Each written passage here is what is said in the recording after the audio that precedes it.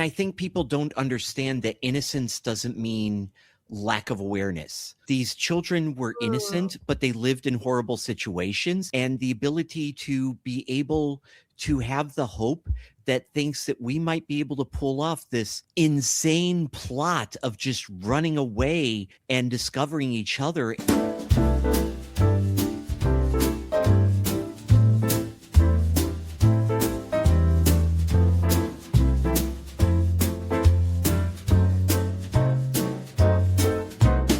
Welcome all you khaki scouts and social services. It's time for another episode of the Cozy Quilt Cinema. I'm Michelle. And I'm Beth, currently running away from home with a suitcase full of books and a compass pointing somewhere better. Every week, Michelle and I curl up on the couch, watch a movie, and then we carry it into the studio and unravel it like Susie Bishop tearing open a letter she absolutely was not supposed to read. It's not a critical review, but we will be critical.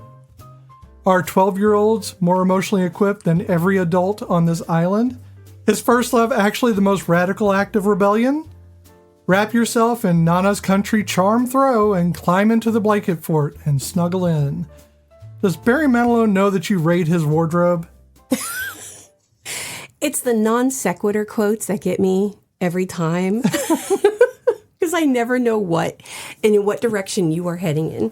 I don't know sometimes myself. That's okay. Explains a lot. So we have two guests with us. Yes, we today do. On the podcast, and one is returning. So Yay. If you've listened to the show for a while, you know our first guest. If you haven't, well, lucky you, because you're about to meet someone who felt like a friend from the very start. Pat Green is a columnist and author, documentarian, and freelance photojournalist with over 20 years of storytelling behind him. He's the editor-in-chief of Gen X Watch, executive director of the Thrive Initiative, trauma-informed creative arts program, helping survivors channel pain into community and healing. He's also the author of Hearts of Glass series, a Gen X coming-of-age saga about found family and resilience, with 2 books released in 2025. And joining us today for the first time is someone we're genuinely thrilled to have in the blanket fort. Allaina Humphreys is a graphics designer, accessibility consultant, and civic leader based in Bolingbrook, Illinois. She's the chair of Bolingbrook Pride, VP of DEIA for Illinois Now, and one of only 15 people selected nationally for the Emerge America electoral training cohort. She is a mother of 3, a disability advocate living with a spinal cord injury, and a person whose entire body of work centers around equity, access, and the full humanity of every person in the room. She's here today alongside Pat as a proud supporter of the Thrive Initiative, and we are so glad both of you are here. I'm great. I'm alive, and today that's good enough, and that's a good thing. As my mom always said, on the sunny side of the sod is the positive place to be. That's a good way to be. So we're talking about Moonrise Kingdom. Now that's set in a fictional New England island in the summer of 1965. It follows 2 lonely 12-year-olds, orphaned khaki scout Sam Shakusk. Did I just say it wrong? I didn't write his last name. I just wrote Sam. And sharp-eyed bookworm Susie Bishop, much easier name for me, who have been secretly writing letters to each other for a year and decide to run away together into the wilderness. As they make camp on a secret beach they name Moonrise Kingdom. Every adult on the island mobilizes to find them, including a bunch of children. Susie's estranged parents, a devoted scoutmaster, the island's one-man police force, and a cold institutional force called Social Services, all while a massive storm bears down. Tender, precise, and quietly devastating, it is a film about what it costs to be truly seen by another person and what the world does when it doesn't know what to do with that. So that is my summation. Aren't you glad it was summarized? So our director is who? Wes Anderson. That is right. He has a very distinct style, and this is one of them. Oh, definitely. He did the Royal Tenenbaums, the Grand Budapest Hotel, and Fantastic Mr. Fox, which I have not seen. And The Life Aquatic, and I Love Dogs. Yes. And basically Yeah, there's a lot. We're not And all going these actors to go through no, everybody. No, but a lot of these actors are. He loves to reuse them over and over again, particularly Bill Murray. Yeah. It is his muse, I guess. I'm not quite sure.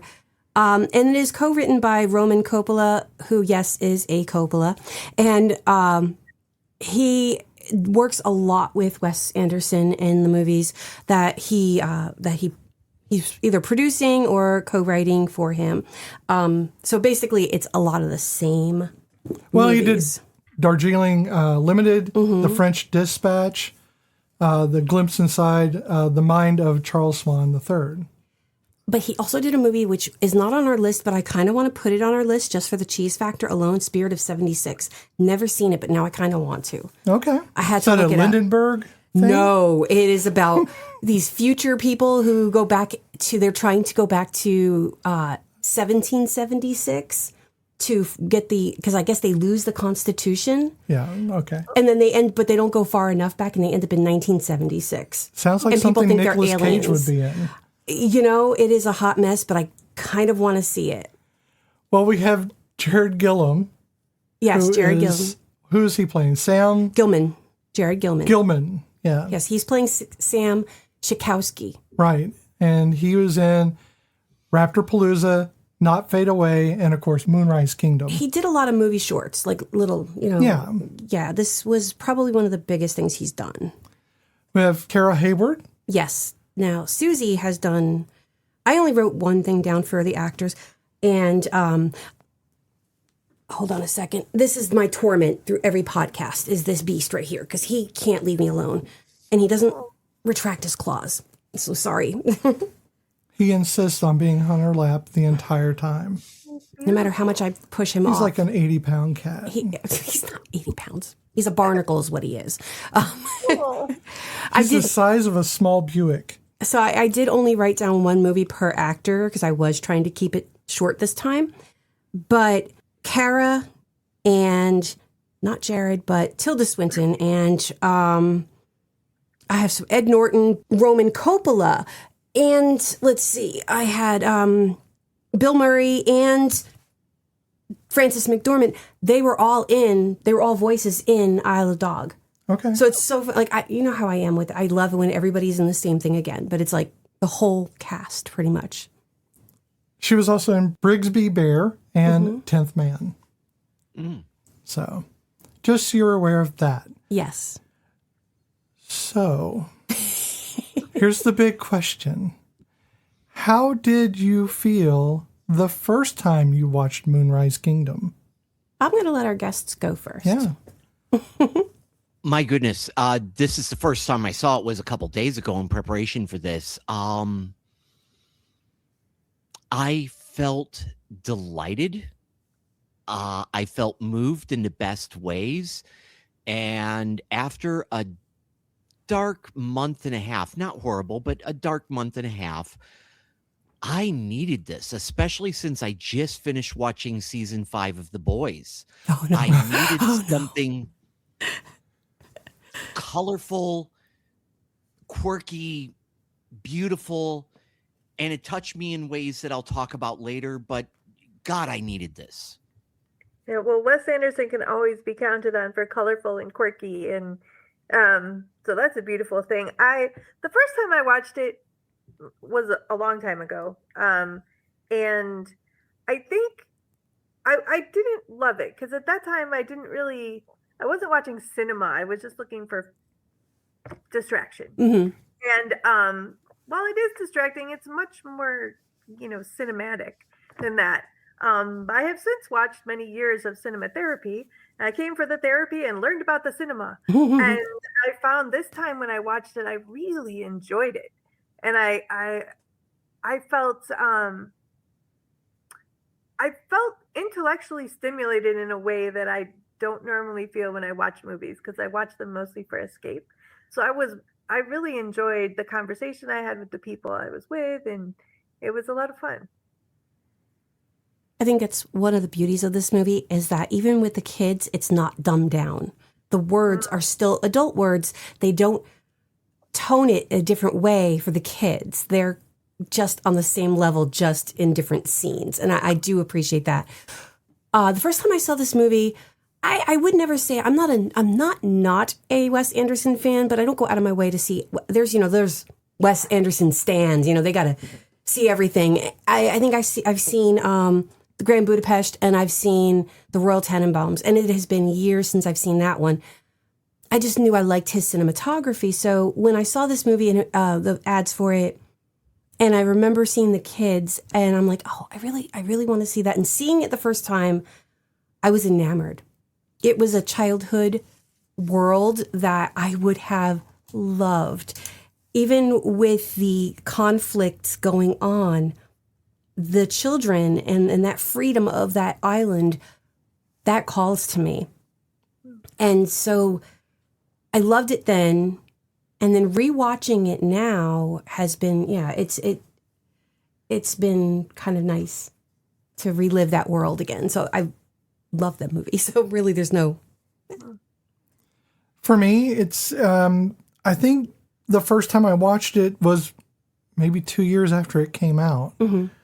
And I didn't understand why, but I saw myself in the movie and not in any particular character.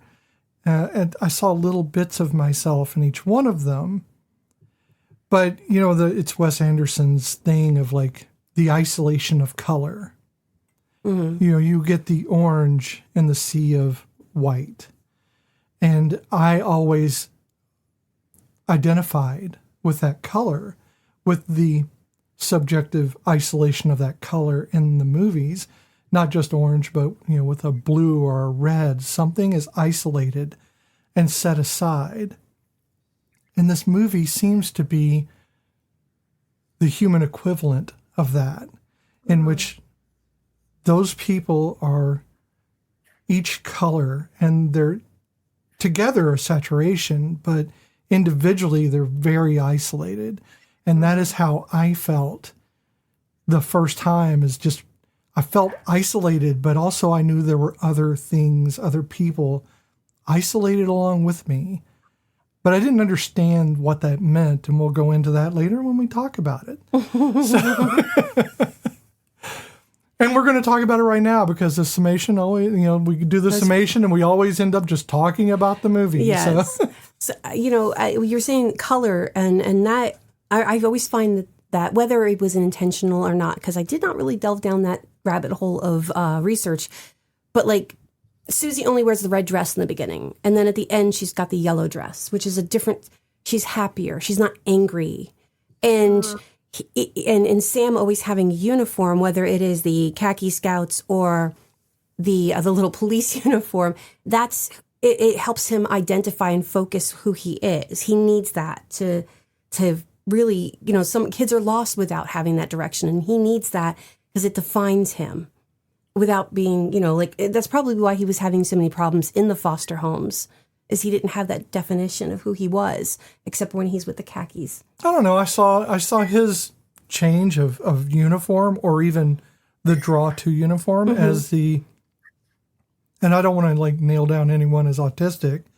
No. But for me, it felt a lot like it was the mask that autistic people put on in order to show the people around them that we're like you. I'm just like you. Don't murder me. I'm like you. That kind of thing. I don't know how you guys feel about that, but that's kind of where I went.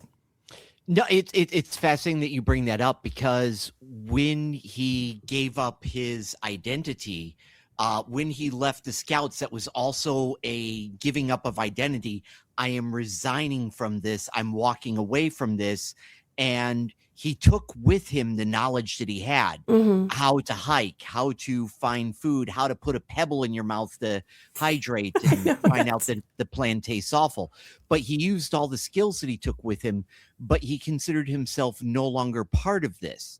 But the uniform was still worn because there wasn't a new identity to embrace. I love that insight that you brought, Beth, because but with Bruce Willis, that identity, it's almost like he's identifying with a real found family at the point that he's wearing the police uniform. I loved that at the end. I was gonna jump into that found family with the uniform and the ownership of, like, I know, when you find your group, right? Like, so I hung out with the skaters and we wore baggy clothes, and I would put on my flannel when I was with my, alternative friends. And like, there were uniforms to the different things that you did. Yeah, when I was a gymnast, I was in my leotard all day long, whether that was even at school, I was this. And identifying those things that give you a focus, that give you a reason to say that I am this person and I have this value because of the thing that I am. I think that says a lot about the sort of uniforms he was putting on. It's like, I don't have other identity. I don't want to be this orphan. I'm going to be this other thing. And so for me, it's like, that was always, we talk about coping, right, Pat? Like with Thrive and everything. When I was thinking about it through that lens, when I was watching, and I was like, this is a coping mechanism. I'm going to achieve. I'm going to get all these badges. I'm going to learn all these things. I'm going to be useful.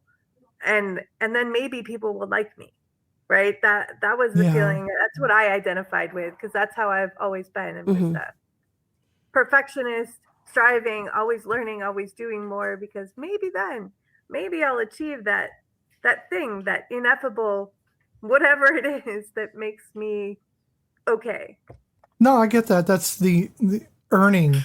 You feel like you're earning that respect or earning that inclusion.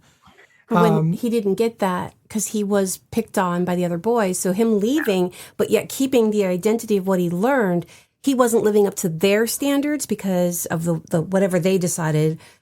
What the bully, he kind of set the standard, which is how things go when you're little. But he kept that part of him because he did retain the knowledge, and having the Ed Norton character as, that was the father figure, or the male, the parental figure then. And then later on with Bruce Willis, having that parental figure, whether it's intentional or conscious in thought, it really did mold him into where he wanted to go. Because I'm assuming when he's with the foster families, he no longer has any definition, and he's one of many. It's not like he's an only foster child. They make it sound like he's one of a lot of foster children in these homes. So you lose your identity. And you see that in the flashbacks. Yeah. Yep. But, you see that he is actually separate from the others. They are all also orphans, but they are together while he is always the one doing something different from them. Usually an active role of inclusion. Also. Yeah. The symmetry between their families was there too for me. Yeah. Well, what I found fascinating about that is so much in common in the letters, but Susie's letters were a little bit more honest. Well, not honest. Her perception, she understood the circumstances. They think I'm violent. They think I'm an F up. They think this. And he knows that there's something off, but he believes that there's a greater connection, that he has a greater tribe, while you see the flashbacks of him being the outcast that is ignored, discarded. But he's not lying to Susie. That's his perception. It reminds me of the letters between Eleven and Mike. Yes. In Stranger Things, when they're separated by distance, and in those letters, Eleven she's not lying about her reality, but she doesn't see it. And it's the same thing with him. What he wants to be the reality is what he describes. Well, yeah, he actually did say. On some level, he knows that it's bullshit. Yeah, but the part that kind of broke my heart is when the first time that they run away and they're in the woods, and she's asking him about his foster family, and he's like, I think we're getting together. I think we're finally coming together as a family. Meanwhile, they've already decided that they were done with him and we're not going to claim him again. And my heart breaks for this little guy. I mean, honestly, they said it in a way, it was like you tried out for a play in the local play and they're not going to have you back. Or they leased the car and they just didn't like the trial run, you know? But the thing is, I think that's something so many of us experience. I know with the kids that nickname me Fatherman, my child's friends, they long for those relationships with parents and peers that they're never going to have, and you still long for it, even though you still want this thing that is never going to be healthy, but you want it because who doesn't want connection? Who doesn't want a parent? Who doesn't want a family, siblings, peers, friends? Who doesn't want to belong? It took me 50 years to figure out that I don't need my family's approval for what my, you know, I have a master's degree and I still haven't gotten that approval that I was craving. And I had to walk away. You know, so it's definitely not, especially not at 12 years old, you're not going to be able to come to those terms. I strived for a connection with my dad that was never going to exist all the way until he died. And it was when he died was when I finally got it. I'm like, oh, that connection was never meant to be. That was never going to happen. And in front of me was my grandfather this entire time, who took over for Dad. And I spent so much time lamenting what I didn't have, where I didn't have it, that I completely missed out on the beauty of what was there. Yep. And I kind of, with Sam, it's there's this reflective quality of his relationship with a father figure of some kind. And in the end, yeah, sure, he finds a father figure. But, you know, it hits me really hard because I had a very contentious relationship with my father. I mean, to the point of blows. And when I was in the military, I actually forgave him. I actively had to forgive him in my own head. And I went home on leave once and I asked him, very reflective of how Sam did, why do you hate me? And he didn't have an answer because he didn't know that he did. I had to explain it to him. He wasn't aware that he hated me. And I feel like that's a generational trauma thing too, because if he didn't realize it, did it come from somewhere? He had to learn that from someone. Yeah, and worse than me not feeling loved by him was him not realizing it. So there's that isolationist ideal for people like me who do not process the same way, is that we shut down. So I shut down on people that I cannot spend the extra spoons on because I feel it's a waste of energy. And when you do that, it allows for other people to be the focus of that energy. And I didn't want to shut him out. He made the choices, and I made my choice. But children shouldn't have to make the choice. No. Yeah. Sam did. Yeah. Sam had to make the choice, and he was actively running away. Susie was running away for 10 days. Yeah. That's an important thing to note. Sam was not. He was running to something. He was trying to find the family that she was trying to escape from. Because he even says, like, you know, they're talking and you know, she's like, oh, that must, you know, be nice. Or he says that. I forget who says it. But it's like, that must be nice. You don't know what you're talking about. Yeah, you know. No, what was it? I love you, but you don't know what you're talking exactly. about. That's what it was. Oh, my God. Yes. And it's true because she doesn't. She knows her little myopic family, and her problems are not to say that they're any less than his problems, but they're coming from a different perspective. She sees mom cheating. She sees dad unhappy. She's got, you know, no other female input, you know, no sisters to talk to. She's got 3 much younger brothers. She doesn't have, and obviously she's not friendly with the kids at school because she's angry. And angry kids are going to not have the friends because they're not, and especially in 1965, they were not given the tools on how to self-regulate their emotions. Especially a girl Right. in 1965 to be angry was just not Oh, acceptable. God, no. She was an That's not anomaly. feminine. Yeah. That was entirely possible. You could still be in psychiatric care Yes. just because of that. Yep. And I couldn't imagine being a child and knowing that there's a book on top of the refrigerator about how to deal with your effed up kid and knowing it's about you. exactly. That would I actually mess me know. up. I actually know how that. That would mess me up my even gosh. more. My father had it was a psychiatric form that he put on the refrigerator under a magnet. I even remember it was a Kiwanis magnet that was on top of it That's crazy.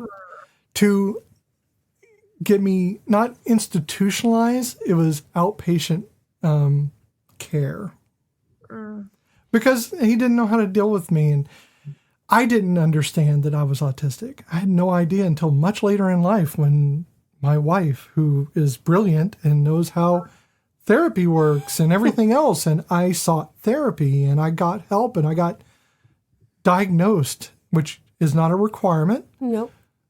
You can self-diagnose autism, but I got diagnosed because I hyper-focus on things and I have to have things a certain way.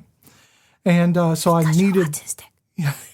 so I needed that designation for some reason. But yeah, I think, seeing that on the wall, and I've had that happen a few times. My first wife kept our divorce, not our divorce papers, but our separation, the divorce papers unsigned. She kept them on a nightstand to remind me that it was there. No comment.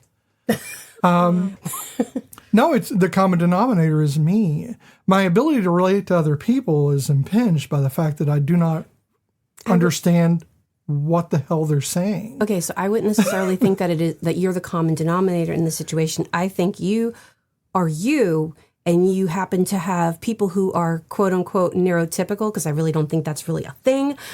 But they couldn't put you in what they are taught as the boxes that you put people in. And because of that, they reacted to you. It had nothing to do with you. You were just being you. You weren't trying to put them in a box. They were trying to force you into their way because that's how neurotypical people believe. And that's Susie Bishop. Yes, she has that upbringing of almost perfection. Bringing it back around. Yeah, well, because otherwise, Otherwise it'll be best, therapy hour, and I'll have to be charged by all three of you. I want to speak to that perfectionism part. Like I thought that was beautiful how the cinematography showed the complete order of the home in which she lived. Oh yeah. though I do love that house. I love that house. It was actually no. It's dramatic because I was brought up in complete order with absolutely only one right way to do anything. And so that was very hard to grow up that way when you were yourself not inclined to that kind of behavior. And then it becomes very difficult to live in those circumstances, even when, like, in her house, there were not the loving parents, right? I had loving parents, but it was still very difficult to grow up in that kind of order. In fact, my husband and I had a conversation looking at it. It's like, oh, my house was clean, but it was never, ever orderly like that. And I was like, yes, you couldn't move something a half an inch without my mother moving it back. My mom was very much. It had to be exactly that way. And so it was I understood that feeling of being like having to perform perfection, but feeling inadequate completely and needing to get away. My caveat is I love the house architecturally. Inevitably, I would do this to it. And this is me cleaning before you all came on. You see my background, and this is probably the best it's looked in a while. Oh, there are my doom because I'm the ADHD, so I have doom piles everywhere. You have piles piles upon Piles. I got rooms. Yeah, we've got 5 ADHD people in my house. So Yeah, The and house- and it didn't help that the kids moved out, and we just filled it full of stuff. I filled it full of stuff. Thank you. The So- house and the kids was what drew me into the movie from the get-go, not because of the order. I'm going to put that caveat. Oh in yeah, there. yeah. No, it's just the But house. There was a nostalgic memory of other relatives that I had that lived in old Victorian homes that were built in the late 1800s, and that style, and each room having a different color. But then came the magic of the little brother coming out with the record player and playing this very surreal, strange thing about how orchestras are orchestrated. Yeah. And when you were little boys and girls and little anything, you were drawn to, you weren't listening to a music record, you were listening to stuff like that. And then the other kids would gather around, and the daughter was there, and she's looking through the binoculars, and they're playing jacks, and there's all of this tangible connectedness that is not a telephone, that is not a video game. And I don't want to sound like that old man, No, but what that brought up for me was the memories of the times of sitting around listening to a record player, or you would all watch the same show together. There was an event, there was a time, there was a moment, and it was simple. And yet that simplicity allowed the imagination to explore. So at that moment, at the moment that the movie started off that way, I knew I was going to be more invested in the children's lives than the adults' lives, because I miss that wonder. I miss that simplicity. For me, I want to have dinner around the kitchen table. I don't want to go watch and stream for 5 hours. I want to play Monopoly or 21 or checkers or chess. May REM forgive me for what I just did there. But I mean, that's what I want to do. I want to play Uno. I want to, watching them play jacks, I'm like, oh my God, I remember that. Onesies, twosies, threesies. And I don't know, that captured my heart and sucked me in, because I remember being in that house, though it wasn't that house. I have to say, when we're talking about the games, the Parcheesi, my family has that Parcheesi game. My growing up family had that Parcheesi game. We played it with the little cups where you shake the dice, and it's fantastic. And it so yeah, I felt that. I also loved how the speaking of the variations of about the classical variations, right? So each child came in on a new variation, and I thought that was really fascinating. So like, as they were talking about, we have this whole piece, which is the whole family, right? And then each variation shows up, and then they talk about the different variations being different instruments and how they play differently and act differently in the whole. And I was like, this is so cool. Oh, even as it scans. Yeah, because you see as the it parents. scans past the two parents, it also is doing that. Yeah. You were saying about, like the bringing it back to the way, we were playing. Sometimes I get nostalgic about the card games we used to have, and nobody plays cards anymore. Like I was at work and we were talking about that. I was like, how do you play? Kids are obsessed. I was like, how do you play Rummy? I don't remember how to play Rummy anymore. And I loved playing Rummy, and I'd have to really think about it. I was a badass spades player, and now I don't even think I could do it. But just because I like to reflect on what I do is my classroom, the program that I work for, we are not allowed to have screens. Like, I have a laptop, but that's just so I can do my paperwork and to contact people. But my students do not have screens. Now, granted, they're 4 and 5 year olds, but this whole program does birth to pre-K, and they are, again, no screens. Where I sat in a kindergarten preparedness meeting with the public schools, and that some of the kindergarten teachers were actually a bit butthurt those kids come into our classroom from pre-K and they don't know how to use the laptop. Well, that should be a good thing.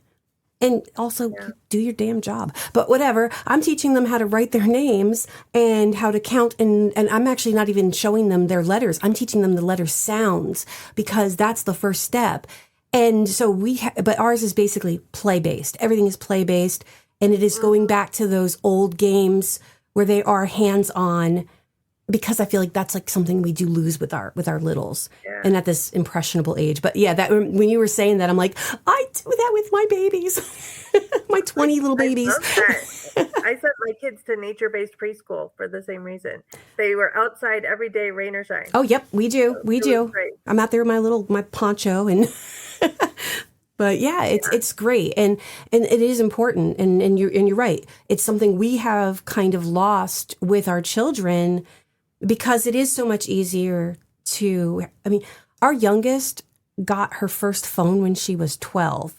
My older two still bitch about that because they did not get theirs until they were 16, and they're like, how come she got hers when she's a baby and she got whatever she wanted? I'm like, well, yeah, but also, yeah.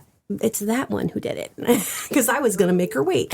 But yeah, I'm a pushover. You are. The animals are proof. I'm having a weird stray thought here. Bear with me. I'm going to circle it back. But there's season 1 in Miami Vice. In part of establishing Sonny Crockett, Don Johnson's character, he would get away from all of the other cops. He would get away from everybody else. And you'd see him on a porch of an old folks home playing gin with a whole bunch of old guys. And if the office needed to talk to Sonny, the manager would come out and say, Sonny, there's a phone call for you. And he'd have to leave the bridge game. And then, there's one scene where he's looking at one of the old men's cards and he goes, Kings, you held on to Kings. This is why nobody wants to play with you, Jan. And, he storms off really upset by that. But I love that generational moment of the breakaway from all of the excitement, all of the work, all of the stuff that he deals with, the rock and roll, the neon, the music, the drugs, to just hang out with a couple of old guys and play gin. Mm-hmm. And I think watching that scene, I wish I could sit around with somebody right now and play jacks and play Parcheesi and listen to a stupid album that's not stupid, but it's not just music. I mean, I collect vinyl. I buy too much of it probably, but I enjoy it. But I haven't bought a spoken word album with something instructional like that since I was like 10. I would love to do that again. Or like we used to do, sit through like an old rock opera and discuss it. Like, what were they talking about in The Lamb Lies Down on Broadway? What was going on in Genesis' mind? When they brought that together, just to do a deep dive. That was what we always did while playing cards, and that's something I definitely, we just don't have that anymore. Yeah, no, but this movie brings that back. It does bring it back. Yeah, I think our generation is complicit in taking that away. We are the large. Gen X is the largest user of Facebook.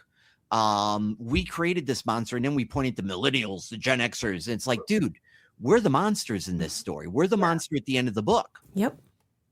I would have to say, though, something beautiful. My kids are, my oldest is 22, the twins are 17, and they are going into the anti-technology time. So, like, them and their friends have decided to find things elsewise. To do, which I'm like, this is beautiful. They're like actively seeking out things that are not technologically based, and I was excited to talk to them. Well, they survived the pandemic. Mm-hmm.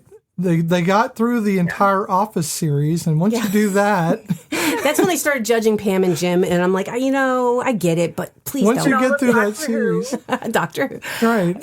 But I think ours are very similar too. Our oldest is going to be 32 in August, and we have a 27-year-old and a 26-year-ld. Sorry, which is weird because I'm only 30, and a 23-year-old, and they're like, have you seen this? No. Have you done this and I'll hold up my phone and they're like, Like I'm the oddity here. I'm like, wait a minute, this is supposed to be your generation. And I think you're right. It is the generational thing. It is there. I have a big hang up about when people are like, they don't know how to write in cursive, so we should do everything in cursive, and they don't know where to buy a stamp. I'm sorry, but who dropped the ball on that one? Well, this is exactly it. I wanted to jump in and say point of order, Your Honor. Yeah. When we criticize Gen Z for technology, here's the thing. They never had a choice. They were never given a choice between analog and digital. We raised them on digital. Mm-hmm. We give them the iPads when they were 2 so that they would be quiet. Just like my grandparents just kind of threw me in front of the TV, and thank God every day that I discovered Sesame Street Electric Company and Mr. Rogers instead of some other garbage. But they were never given a choice. No. And once they were able to choose, they wanted something tangible. They wanted connection. They wanted records and film photography, and they're making that choice. And then there's other things that they're not choosing because they realize that fabric softener is a scam.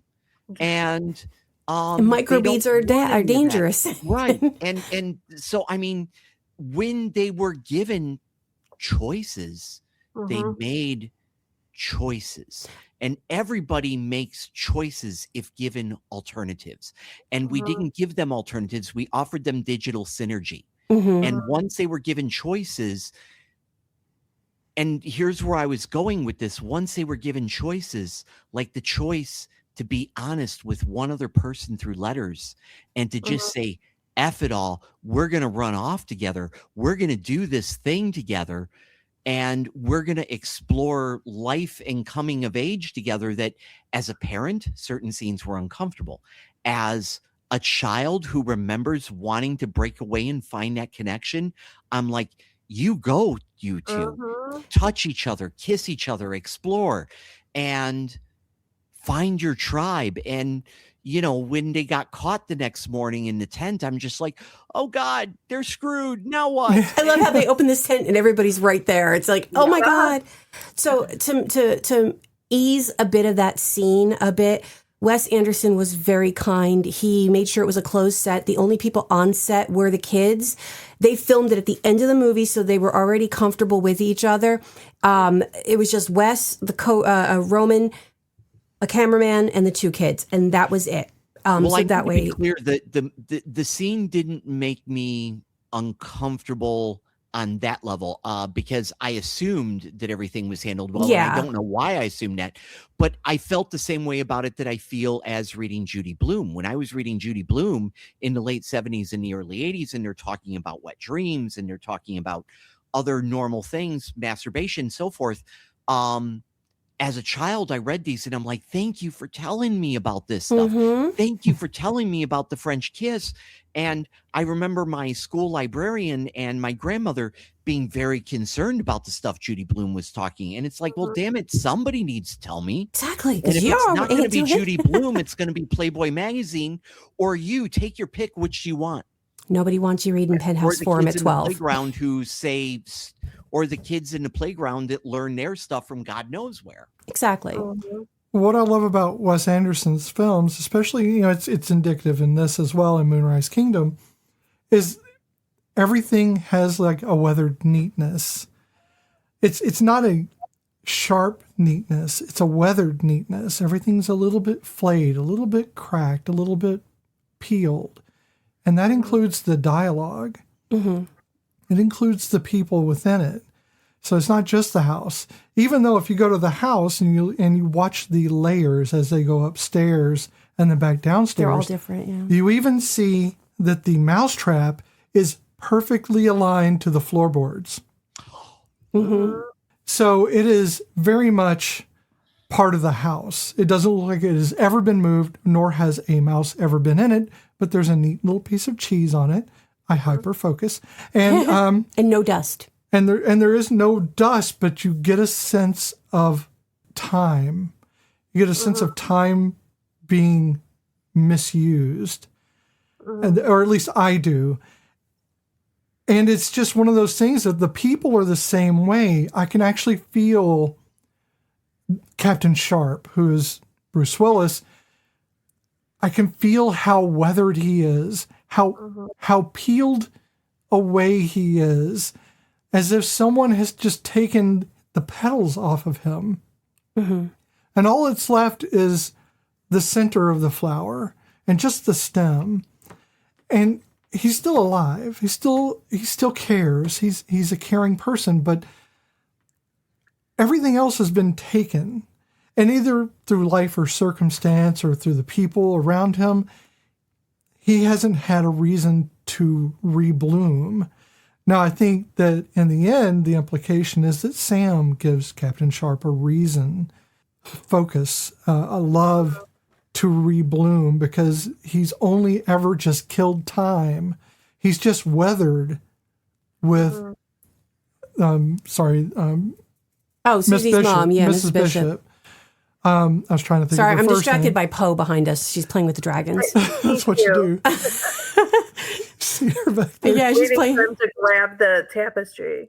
Yeah, there's dragons on the wall, and we don't usually have the chair there, but I moved it because she's now jumping up and knocking my stuff down. And the dragons cannot defend themselves. And the dragons cannot defend themselves, but yeah. I need to jump on to something that Beth has said here that really, one of the things that caught me about Bruce Willis's character and also Ed Norton's character was what I call the contrast of authority.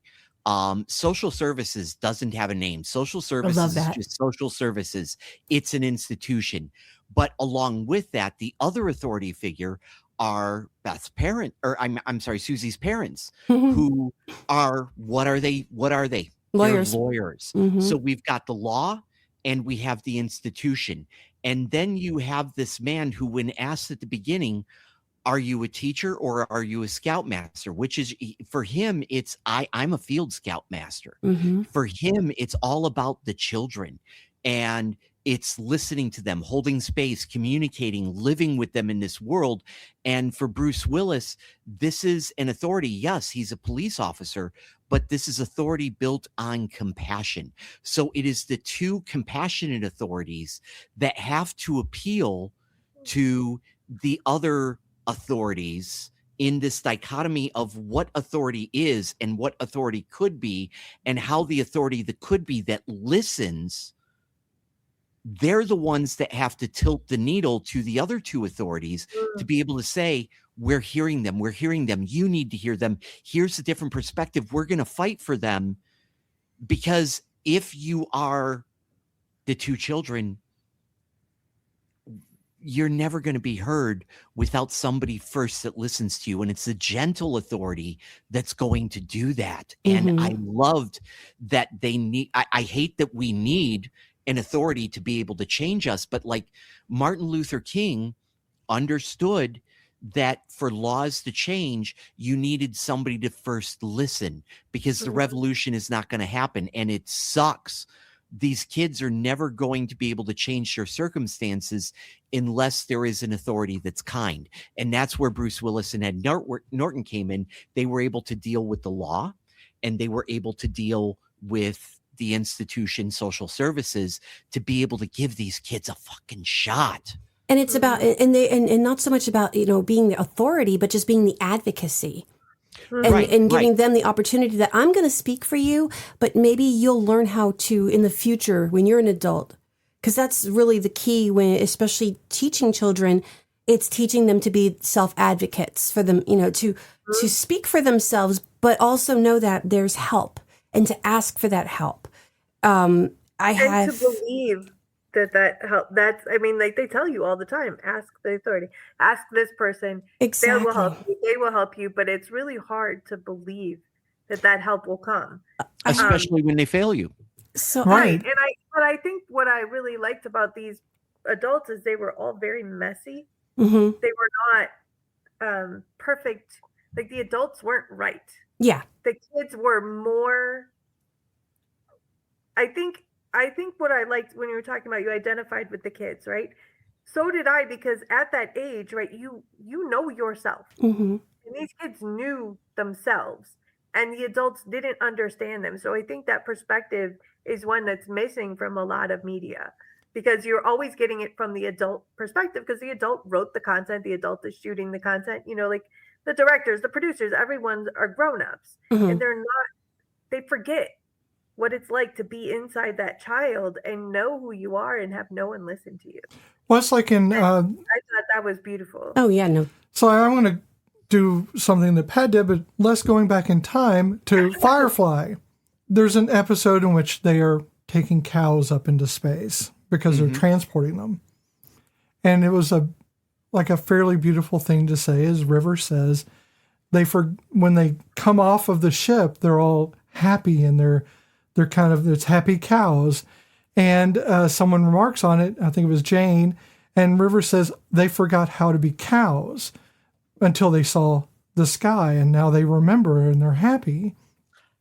Children grow up and they forget how to be children. They forget how to be people, because as adults, we forget we're supposed to be people. We're busy doing things and aimed at things, but that's a gun. That's not a people. People don't do things. People interact. People emote. People exist. Guns are pointed. Guns are aimed. Those are devices. Those are not people. And we have to remember that it's important to remember what it's like to be a child. We don't look in the mirror anymore. We just see the things we need to see in the mirror and we move on. But children, when they look in the mirror, they're looking at everything. And we have to remember to be able to do that. And be kind to your inner child. And I think people don't understand that innocence doesn't mean lack of awareness. Yeah. These children were innocent, but they lived in horrible situations. She knew she was violent. She knew she had it in her to stab somebody in the back, which was actually funny. Good on her. And very symbolic. But innocence is the ability to still trust in another person, and the ability to be able to have the hope that thinks that we might be able to pull off this insane plot of just running away and discovering each other and living in our own tribe away from it all. That's innocence, but that innocence is not ignorance. Exactly. So now it's my turn to digress. Back to what I was saying about how we have to teach children how to ask for help. I have a student who has partial paralysis. She had seizures in the womb, and I believe a stroke shortly after birth. So her left side is pretty useless. And when she first came into my classroom, she's only been there for about maybe 2 months. And she was very independent and could open things up, but it was, she would make a mess. And that's one of the things we teach them, how to open your little milk carton, how to open up your breakfast and your lunches and stuff. And I had somebody comment yesterday who was subbing in my classroom, oh, well, now she can't do the things she used to do. And I said, no, she can, but we have taught her to ask us for help. So now she's not doing it and making the mess or not doing it correctly. She was doing it with only one hand in her mouth. Now she's able to say, hey, I need help. Can you open this for me? Which I feel is more progress than her being better at half-assing it. And this person just didn't realize. They thought, oh, well, she's taking this huge step backwards. I'm like, that's a huge step forward. And if we can do that with a child who has a disability, we should be able to do that with all children, teaching them, find the right person first thing, because you can't trust everybody. We know that. But to find that person, to ask for help when you need help. So many children in this world have, if we want to delve into the world of ACEs, adverse childhood experiences, there's too many, and they don't have a human that they can even trust because they don't know where to look for them. So when you teach children that, yeah, you can trust these people in this location, or when you meet this adult, please, make that adult be your, that's your person to go to when you need help. We don't have that. I didn't always have an adult to talk to when I needed that. And I was a loner because I didn't make friends very easily. So seeing back to the Bruce Willis character and the Ed Norton character, having those two characters being those adults that now they've made themselves available, especially when Ed Norton goes down into the boat to talk to Sam and he's like, so you really want to quit? And he's, yeah.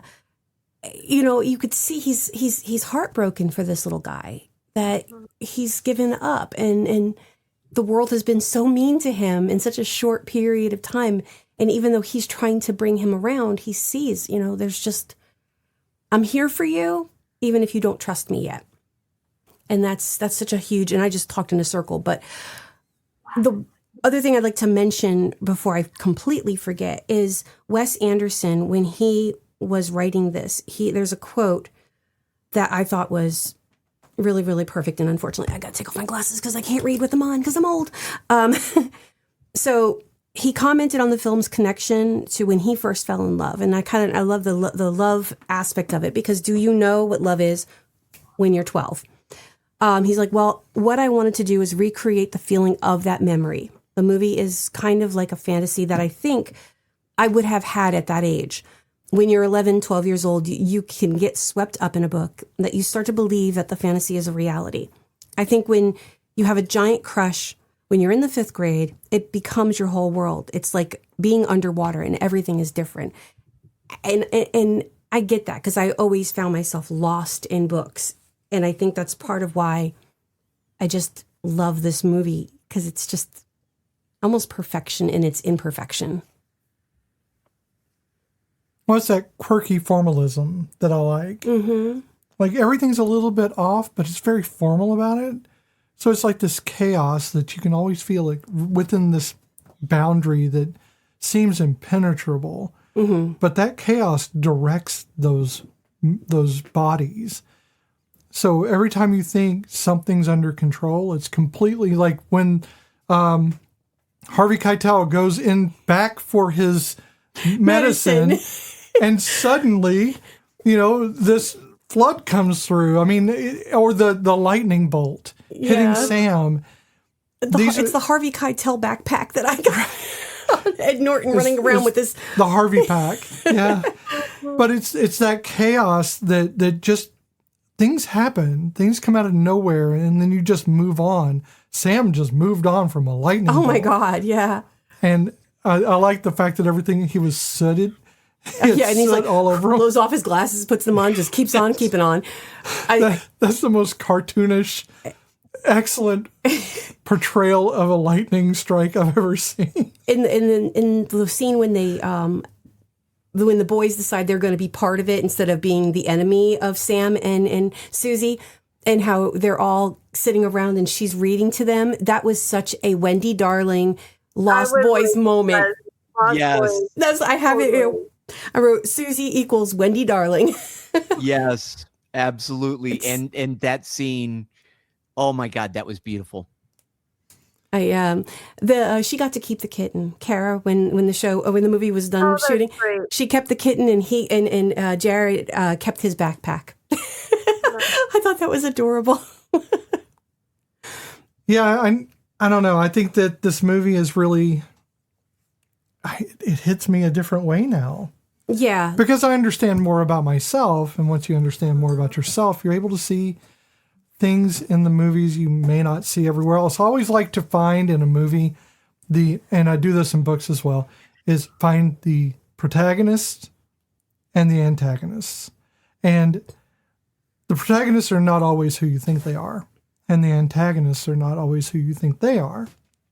In this movie, I feel like there are no antagonists that are people. Mm-hmm. It's the systems they represent.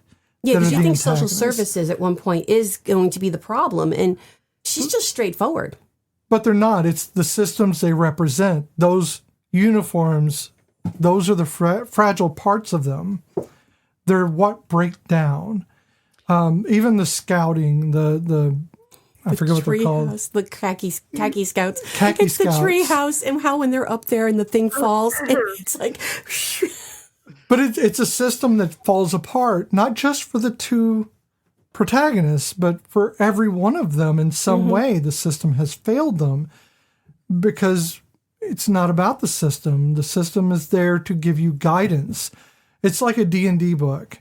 D&D is there as a system. It is rules, but they're not there to be followed. The rules are there as guidance. They're there to tell you how things could be done, and you decide what that means to you. And that is the way systems should work for society, should work for us, but has become dictatorial, in which you are told how these will work for you rather than how they should. Go ahead. In my parenting of Harvey, or in the parenting of my child, I always compared authority to a lattice and a vine. In the ideal world, when it's done correctly, the lattice is merely a support structure for the vine to grow on. It doesn't control the growth. It's meant to support. And I always warn my child, whenever you're around an authority figure that doesn't understand that they're not just there to support, and they think that they're there to control the direction of the vine, run like hell.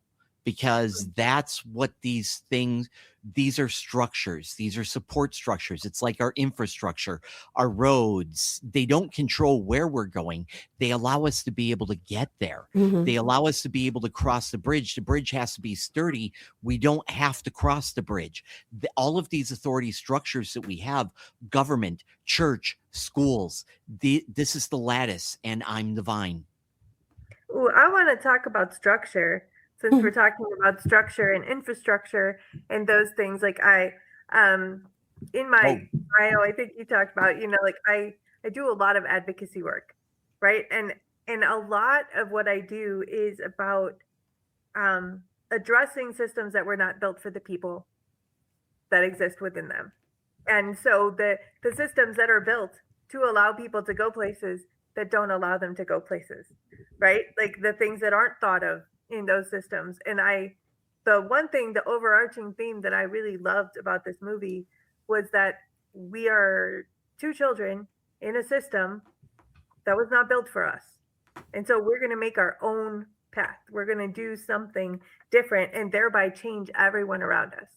And I find that as a person who's a quadriplegic, who's been in a wheelchair for 33 years, I find myself doing that. I show up in places that were not built for me, and through compassion and education and talking to people, change the thing around me to make it better for others. And I watched this whole movie as these two kids who were first thought to be the problem or the thing that needed to be accommodated change the world so that it didn't have to be accommodated anymore, that they were allowed and in fact celebrated, like, adopted practically by, Bruce Willis's character goes, I don't like the way the world is treating this person. I'm going to stand up for that and I'm going to change things for them. And to watch how people had to have their eyes opened in order to see and then decide that doing things differently might be better for a lot of people. And so I loved that. And I was like, that made me really happy about this movie. Well, and that's the Khaki Scouts. Everybody changed in some way. Yeah. Or at least acknowledged their failings or acknowledged their feelings. But the Khaki Scouts, who were initially antagonistic, they changed. They changed because the protagonist helped them understand. It wasn't anything they said to them. It was what they did. And they led them unknowingly, but they did lead them to come to the conclusion that they needed to be part of this to help them because they wronged them. And that point where in the treehouse where they're given their statements of we're going to help them, and then the pieces of the treehouse start to fall off, and that really to me symbolized the system that was broken, but the people within those systems can change it. You can make those changes. And of course, the treehouse itself to me was the camel. You know, like when you get a bunch of engineers together to design a horse, you end up with a camel. That was the camel. You could also, if you can like delve even deeper and look at Susie and Sam and go, well, they are servant leaders because they're showing through example how to be. You know, the boys saw the authoritarianness of not so much the adults, but that one kid with the motorcycle. He's a liar. He's a manipulator and he's a dick, you know, and, you know, and yes, there are kids who are just complete and utter dicks. I have worked with every grade from 22 down to pre-K and there's assholes. I mean, and that's how they're raised. And this kid probably came from this whole self-entitled background and didn't know any better. And the other kids were going to follow that because, you know, I want to be on his side because then I'm not going to be the one treated like Sam. But when they realized that, you know, they're watching Sam and Susie and they're going, oh, well, heck. Now, Sam and Susie never said, hey, this is how we should be. Because to me, when leaders tell me how I should be, that's usually the leader that I don't want to follow. You know, I would rather you show me how to do it right. And maybe that's just my ADHD brain or my oppositional. I need you to show me first before I can say, oh, yeah, no, that's a good idea. And it mostly has to be my idea. But, you know, yeah. I know what I'm about. That's the best leadership format is to allow someone through your lens to discover the strength that they have, right? Like that is the best feeling as a person is to liberate someone else into that ability to see themselves. And to think for themselves. The way that you see them, right? Like is to be able to show them in a way that they can like internalize, right? That's the most important thing is to give someone else freedom to like I'm very much a proponent of don't pull the ladder up behind you. Like if you're up there, like open the door and bring other people in, pull up another chair. Like let's get everyone into that space to talk. And I just my kids would be so annoyed because they hear me say this all the time. Everybody, if they were here, they'd be like, Mom, shut up. But it's just I love that, and I love hearing from other people that that's effective for them. So thank you. Well, that's like sorry, go ahead, Pat. I was just going to say, all of the leadership roles that I have stepped into since around my 30s has always been about being able to no longer be the leader. I start these things because nobody else is doing it and I just want to see it happen. So I start up some shit, gather some people around me, and then slowly sneak out because when there's a void, people will fill that void. I don't do it in a manipulative way. It's just, I don't want to do this anymore. Y'all got this. I always just wanted to be part of it. But this was the only way I could get it to happen is to start this. So my leadership style has always been, people say, well, I think we should do this. I'm like, cool. Okay. Yeah. Then what does that look like? How do we do it? And then once it starts happening, the only thing I guard is the core vision. The core vision, the whole idea of this thing was we're going to serve oatmeal. And then at the point that somebody's like, well, let's add raisins, let's add cinnamon. And I'm just like, yeah. Do we really need oatmeal? No, I'm going to step in and be leader now to defend that until you guys all get the point that this was always about oatmeal and then step away. Bad analogy, but no, it worked well. So again, I keep going back to because this is a kid movie, so I keep going back to what I do. I actually kind of got upset about this at work not too long ago. My supervisor was talking to our big boss, and because this is my first year doing Head Start with these guys, and she was asking how I am with my classroom, my teaching style, and she said, "Oh, Michelle's classroom is in a box. Everything is nice and orderly in a box." And Beth, I can see the look of confusion on her face. But my thing is it's not that everything is in a box. First thing, I have a really great co-teacher she's my neat freak and she keeps me in order. But when it comes to my students, they are 4 and 5-year-olds. So they need to have structure. children need boundaries and borders. And when we don't teach them those boundaries and borders, you're going to have problems like you're going to see with the bully, because they're just getting whatever they want. And I see this constantly. I've had many, many students that are just, and oh my gosh, and it's so much with autism too. And I'm, bless anybody who has autistic children and you are raising them. But remember that they need structure too, that they are not, if you don't teach them young, you're going to end up with a 22-year-old who's going to beat your ass because you've never given them structure before. And now you've got to explain structure and right and wrong. And I see this a lot with younger children. And regardless of ability or disability with my students, we have rules. I call them my rug rules when we're doing our circle time. Listening ears, watching eyes, quiet mouth, crisscross applesauce, calm body. We do a breathing. We have tools that I give them. And yes, they are calm. And yes, they are quiet. And I get commented all the time about how quiet and how calm my class is. But it's because of the structure. And it's not that I'm trying to be an authoritarian, but it's about, it goes to safety. It goes to just making sure that they are functional human beings. And when we don't give that to them at a young age. But you see that where, again, Sam is not getting that, but he's getting it from outsiders that are not his parents because they're gone. And Susie's not getting that. And that's why she's angry and why she's hitting people. She's getting in trouble for it, but it's always the aftermath. Consequences should be good and bad. And she's not getting the good consequences for her actions, only the bad consequences for her actions, which is not going to give her any incentive to do good. And she's angry already. So instead of giving her a direction, and again, yes, I know 1965 and try to look through it with a historical lens, even though it's a fictional story.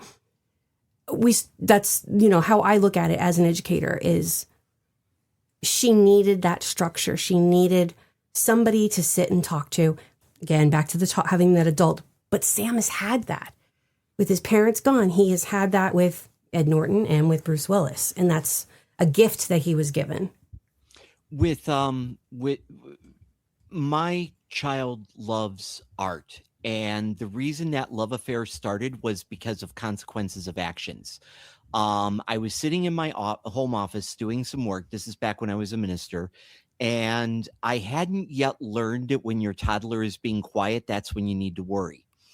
And I come out into the living room, and my child just decided that they were now a graffiti artist and had taken crayons and drawn all over the walls. And I stopped and I remembered, wait, nobody ever said you can't do this. Mm-hmm. And all they're trying to do is express themselves. So I'm like, okay. Hey, love what you did here. Let's go to Walmart. Hopped in the car. We go to Walmart. We buy new crayons. We buy markers. We buy art pads to draw on. Mm-hmm. And I also buy a ton of cleaning supplies. We go back to the house and I start cleaning the walls. I've got like 3 hours before my now ex-wife gets home, who's not going to see things through my lens. And I'm like, hey, you got to help me do this. And, at 2.5, 3 years old, they're just going to scrub one spot with a sponge, and even that spot's not going to get clean. But I wanted them to be a participant in this. Mm-hmm. And then at the end, I'm like, hey, I love what you were doing. But this is not where we express ourselves. This is not where we do this. I need you to do it here. This is where we do the art. And I showed the big art tablet where you flip pages. And I'm like, need you to do me a favor. Between now and dinner, draw me 3 pictures. Draw daddy 3 pictures. Goes off into the bedroom. I get to have a breather, have a cigarette just in time for my ex to come home. And by the time dinner is ready, my kid's got 15 pages of art. And a week later, I had to buy more art tabs because as soon as he would run out of paper, it was on a quest for more paper, because now we knew that paper was the place to do this. Mm-hmm. But if I had shut that down with authority that didn't understand what was going on, I would have just yelled at my child and they would have been afraid to grab crayons ever again. Instead, this love of art that exists to this day continues. And that's the key, is it's not about no, but it's no with a reason. You know, Yeah. we don't draw on the walls, but this is where you can draw. We don't touch the stove because it's hot and the consequences burn. But if you want to help me learn, you want to help me cook, come over here and we'll do it safely. Yeah, it's finding the consequences. If Susie was told when the kids were first taken back after they were on their campsite, if they weren't scolded for what they did, it might have been different. But he was put down in the bottom of the boat. She's told that she's a disappointment and how they're upset with her. Instead of going, baby, why did you leave? Why didn't, what is wrong with what's going on right now? Talk to me. And again, I wish I knew then what I know now when it came to my kids, because I did not know half of this stuff then. But that's what she needed. That's what they had the answers right in front of them with Susie's box of letters. But they didn't read them through the lens of perspective. That, this is intimate, this is dirty, this is bad, and they've been planning this, and all they saw was the breach of the law. Mm-hmm. Right. They saw it as lawyers. Right. I just his watercolors. He does mostly still nature, Nudes. but he does some nudes. And when she's laying there and he's painting her, he's drawing her picture, and I'm thinking he's painting her like one of his French girls. That's all I can think of. He was painting Moonrise Kingdom. He was. It was adorable. Okay, so it is time for the stitch count. We're going to run this film through the Castellini test, the inclusivity and gaze lens, and the Tremors gold standard to see how well it holds together. We're going to tally it all up, stitch it all together, maybe throw some patches on there, make it really a 60s kind of a thing, and see if it falls apart because Michelle used stitch witchery again. Right. So the Castellini test. There have to be at least 2 named women characters with at least 5 lines of dialogue each. Do we have that? We have Susie, we have Mrs. Bishop, and we have social services. We have Becky, if you want to count Becky. Mm-hmm. Social services doesn't have a name. Nope, but but that is her name. She is social. Okay, side note, social services being played by Tilda Swinton, who is notoriously androgynous. First time I ever saw her was in Orlando, and my brain broke because I didn't know that story back then. I was young. I'd never read any Virginia Woolf. What the hell did I know? Very uneducated. I saw the movie Orlando. Had no idea. I just thought it was just a very feminine man. And then the scene when she's standing in front of the mirror and it's a woman. That whole movie blew my mind, and it made me love her with such a deep, I can't even. And her standing in the middle of Moscow with the pride flag. Yeah. Sorry. My Tilda Swinton love is deep, but I love that she has no name. And that's fantastic, but she's not named. She's not named. Okay, well, we have Mrs. Bishop, who does have a first name. I just don't know what it is because I only wrote Mrs. Laura. Bishop and Susie. Mm-hmm. Right. So it does pass that one. Those characters must have a conversation, not necessarily with the other woman, either not about their partner or with their partner, future or current, and not about their relationship. Yeah. That's where it Well, falls. so I have a point to make, which is all of the conversations center around a main relationship, which is the relationship of the children. Mm-hmm. So it is not their relationship, but it is all the conversations center around a relationship that's happening. So But I don't know. I couldn't tell whether it passed that Well, I know that. quality or not. It's about the partnership. It'd be the romantic Okay. relationship. Yeah, because the bishops do talk about their personal relationship, and Mrs. Bishop and Duffy, they talk about their personal relationship. So Right. unfortunately, I stand corrected. That is very true. I mean, it is about relationships, and that is where the Castellini tends to catch us on movies that are very I relationship. mean, it's explicitly about relationships. So Yes. it's like So, that makes a caveat kind of situation, I guess. so Laura Bishop does talk to Susie Bishop, not about her relationship with her husband. That is true. Well, no. She talks with her about her because Susie says, "I know what you do with the police," So she is aware of the affair. That's a part of the exchange, sure. But it's talking about Susie at the time. Yeah, but they're talking. But Susie redirects that. But it's sure. still talking about a relationship. I don't think it passes. Okay, you don't want it to pass. What do you guys think? Yeah, I want to have this be the perfect movie, but I think this part of the test it does fail. I mean, the one shining part is the two kids. They talk about a broad, diverse manner of things, but the rest of it does fall apart. Okay. So it will not pass the second one. At least one of the women has to be integral to the plot, meaning that if she were written out of the film, it could not reach the same ending. Yeah. I mean, Susie. Yeah. You couldn't have a movie without her. Yeah. So while it does pass the third, it does not pass overall. The Castellini test is just giving us a sense of feminism. Yes. Does it exist? And there's very few female characters that are with speaking parts in the whole film with names. Yes. All right. Well, let's go with. I would argue though that it is a feminist statement. Susie is a feminist. She is 100%. Sure. 100%.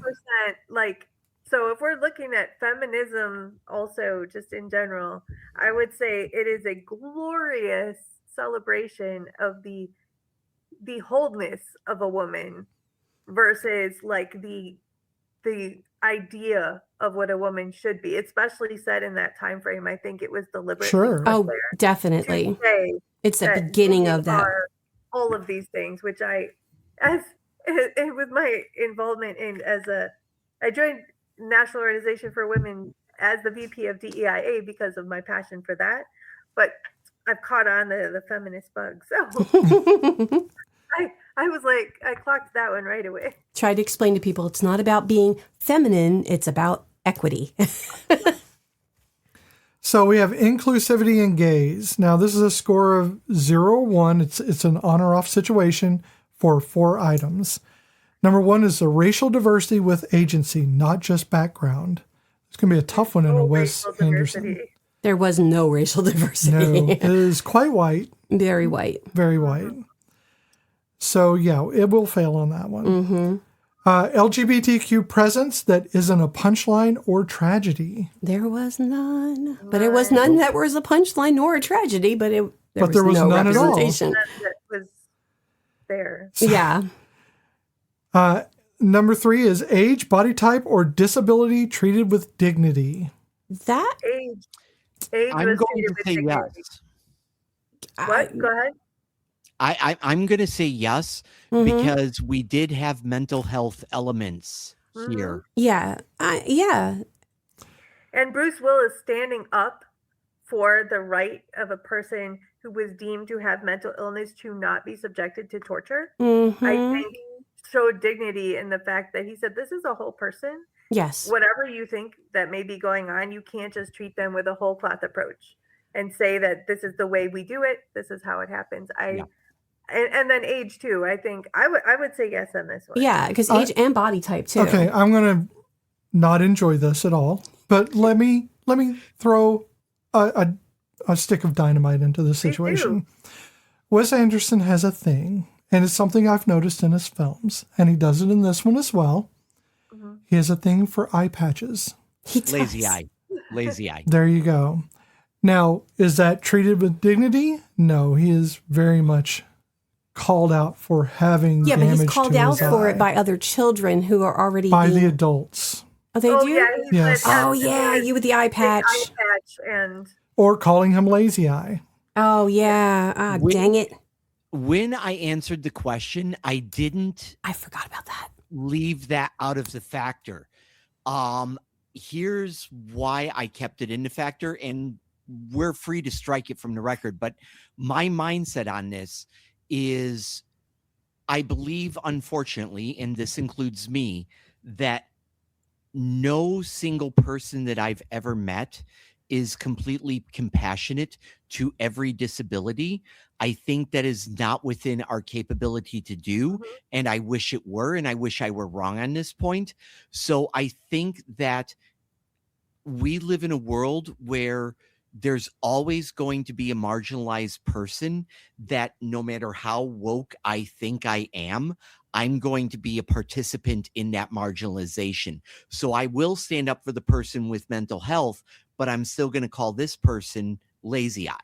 I factored that in that we got their 2/3 right, and that's better than most people in society. I hope that explanation, as warped as it is, makes sense. Yeah, I mean, to a certain degree, I mean, I agree with you because, again, I have a problem with this. With my history background is you have to kind of look at the historical side of it. 1965, how were they treating lazy eye? They were doing the patches, and then kids were going to call you out, and adults are going to use, they don't know your name, so they're going to use your defining, feature that they know.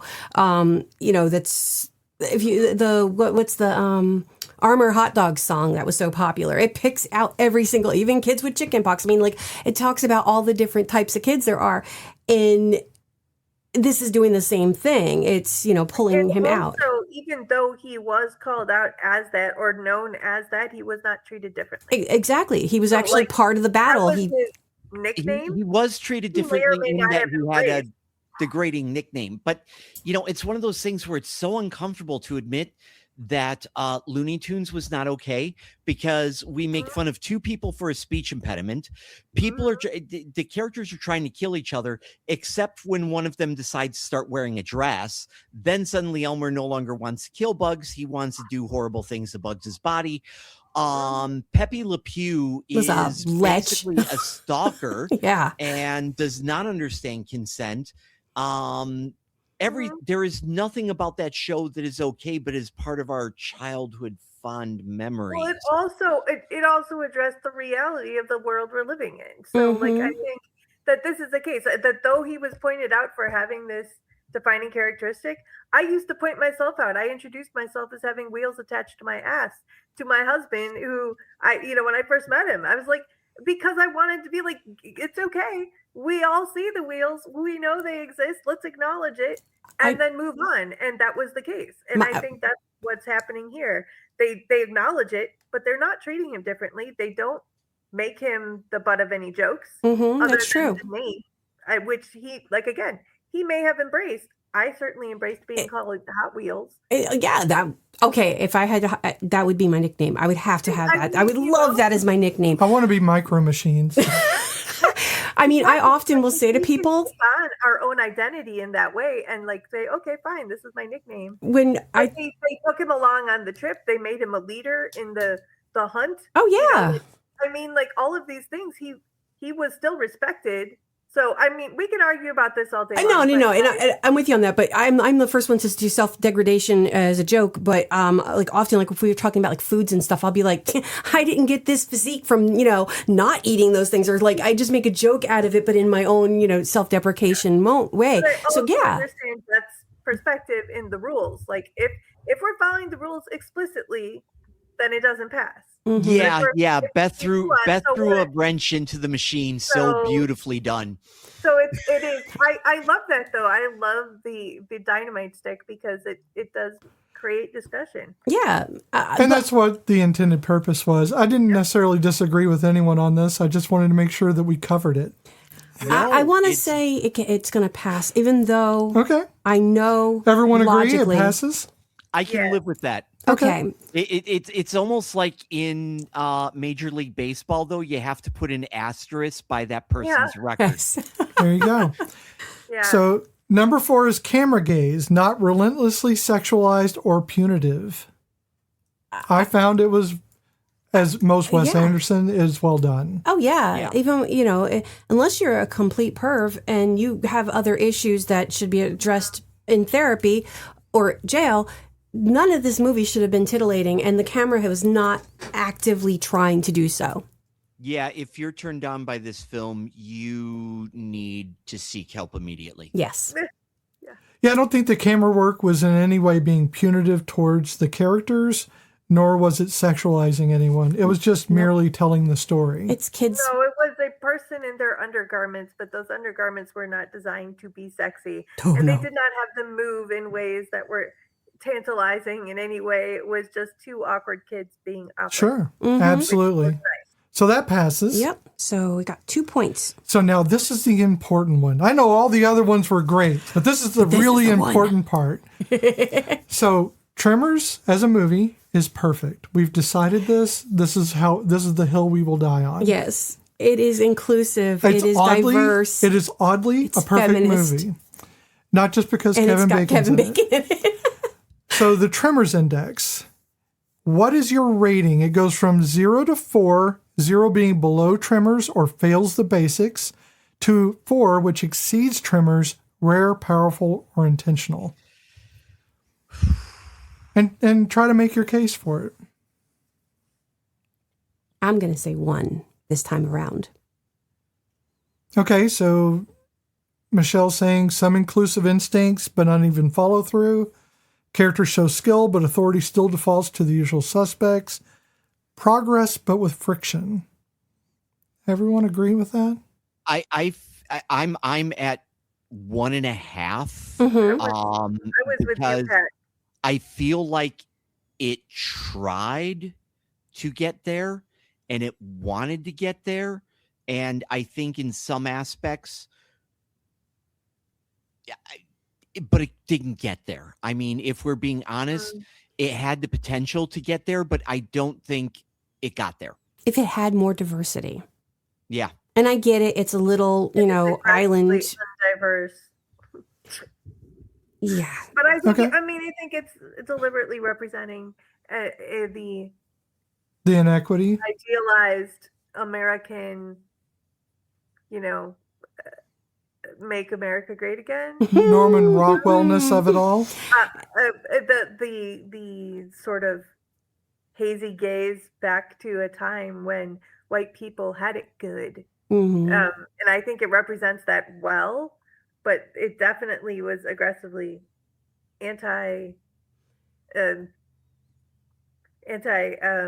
my gosh, my brain is the diversity. There's think- an absence of diversity. I think in the opportunity for it to be diverse would have been with the children. Mhm. Having them Sure. to be, yes, they had different body shapes. The kid with wearing the offensive Indian headdress, because that wasn't offensive. That would have been the only racist thing if they had more racists. I would have been like, oh, that's kind of racist. But because there wasn't any diversity, I didn't call that out. But that was Bill Murray's son. And he's a little thick. And so, nobody commented on that. Bill Murray walking downstairs with his, older body. No one commented that. Frances McDermott, no makeup. There was nothing was said. She had an affair with another man, and she, you could tell makeup was not her priority. And and bless her, because I wish I could be that person, because I cannot. I will die with my eyeliner. And Right here, me and you. it's the Jersey girl in me. I can't give it up. When you're creating a piece set in a time and a place, this is 1965. Mm-hmm. But in my writing of the my book series, where I'm 1987 through 1989, there's some choices you're left with. You can either paint it as it was, or you can create a new vision where we do see a lot of period pieces that have Black and queer inclusivity and women's equality that didn't exist. And I think that is a storyteller's right to do that. And with me, I lean towards that direction a little bit more. Lance, my only openly gay character, did have some of that 80s stereotype in him, but that was a trap for my readers, for you to realize that Lance is more and you realize that Lance, that was a trap that I set. Right.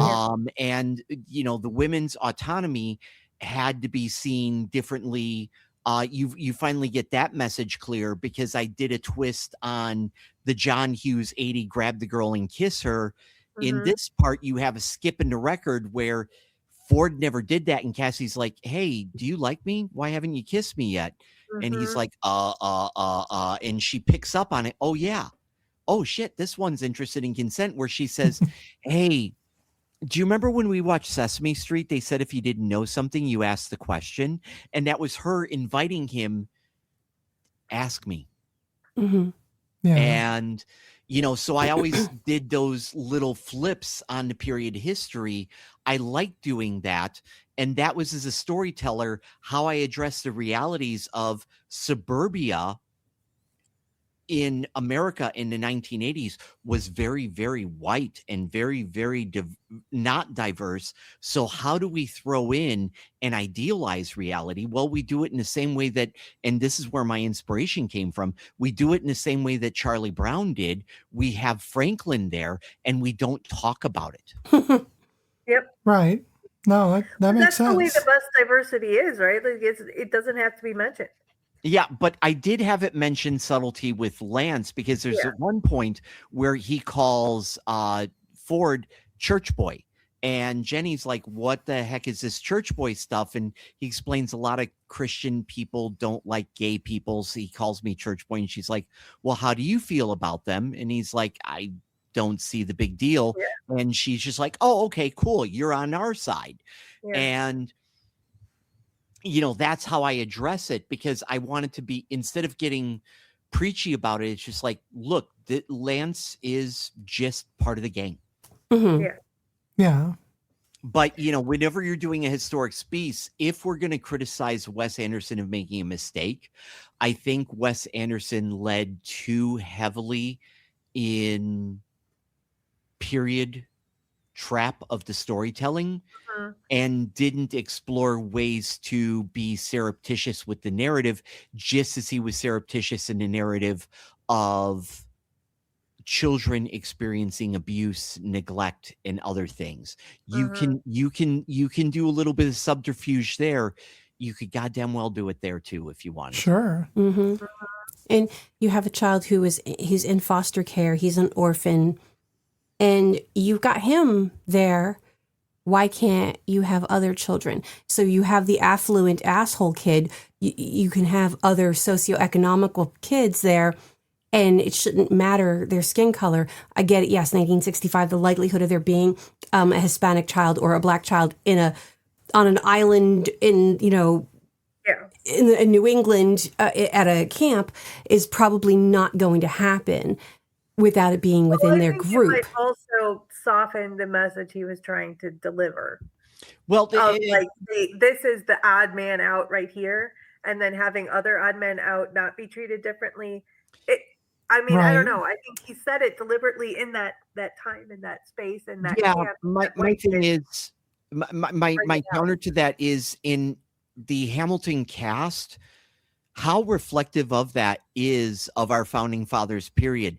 The racial diversity didn't exist. Actually, I thought that Hamilton, the musical, was spot on exact for not only the character portrayals, but the story itself. I think it was perfect historically. And I'm joking. They were able to create this racial diversity. Mm-hmm. Ignoring history. And I love that, though. Oh yeah, because nobody addresses that. But I have to give Hamilton nods on the fact that our youngest has always had reading comprehension issues growing up, and during the pandemic is when we saw Hamilton and we started listening to it and everything, and she became very obsessed with it. And my child, who would not pick up a book because of her reading, so it was in Title I, and she was going to read the freaking Reynolds papers. I was like, what? And my daughter and all of her friends became obsessed with history, and they were not, well, my daughter was a history person, but like most of the kids, they didn't like history. And now all of a sudden they had to delve in to decide whether Hamilton was accurate to life or where the mistakes were. And we debate these things. And I thought, Lin-Manuel Miranda, you need to write a musical about every fantastic ever, because it invited people in. Well, it created Sparkbirds for everyone. I'm a firm believer. So my original plan in life was I was going to become a history teacher. So I failed history. I went to summer school in 7th grade because I failed history. Went to summer school in my senior year because of history. So because it was always taught, boom, boom, fact, fact, fact. So having it later on in life explained to me and taught to me as the stories and the drama that history is. If we did that with high school students or even younger, they would not be hating history so much. It's not just about the damn tariffs. It's about the people who lived it. But we want to whitewash it and minimize it and not worry about it. Didn't happen. I think we've digressed. Sorry, go ahead, Pat. I was just going to say in the final digression, the Stuff You Missed in History Class podcast, the episode that they did about the assassination of Lincoln was the first time I found out that that was an attempt on a coup to take out the entire cabinet in one night. I'm like, oh my God, that's straight out of like a Tom Clancy novel.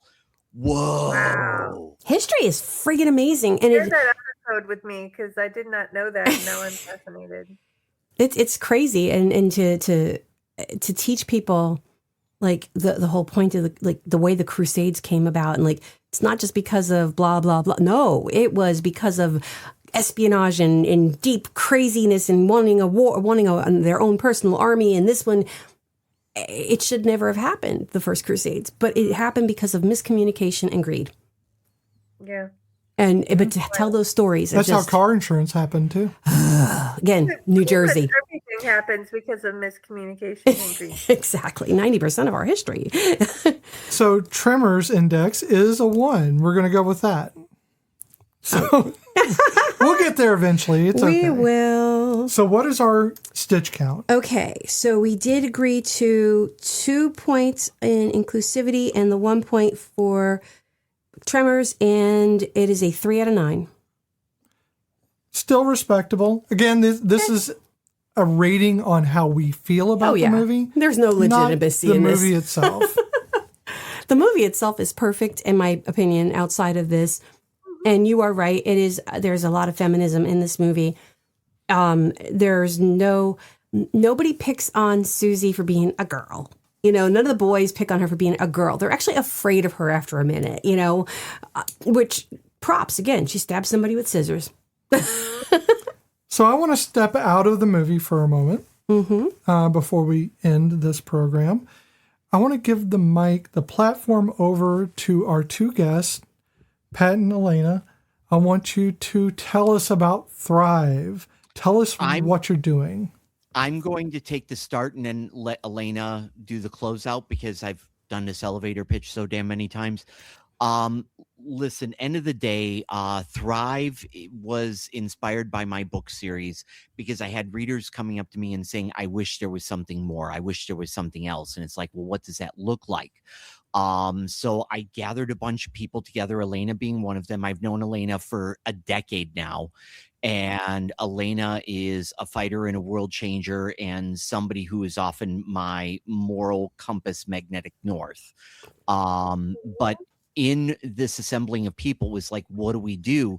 And we tried to figure it out. And one of the things that came to us was what's happening and launching on May 31st. And that is a zine. So a zine, for those who don't remember, zines started in the late 80s, early 90s. They particularly hit a fever pitch during the Riot Girl movement. The Riot Girl movement with this, there were two things happening. You had this music run by women, post-punk music, and you had these zines. And the ethos was DIY.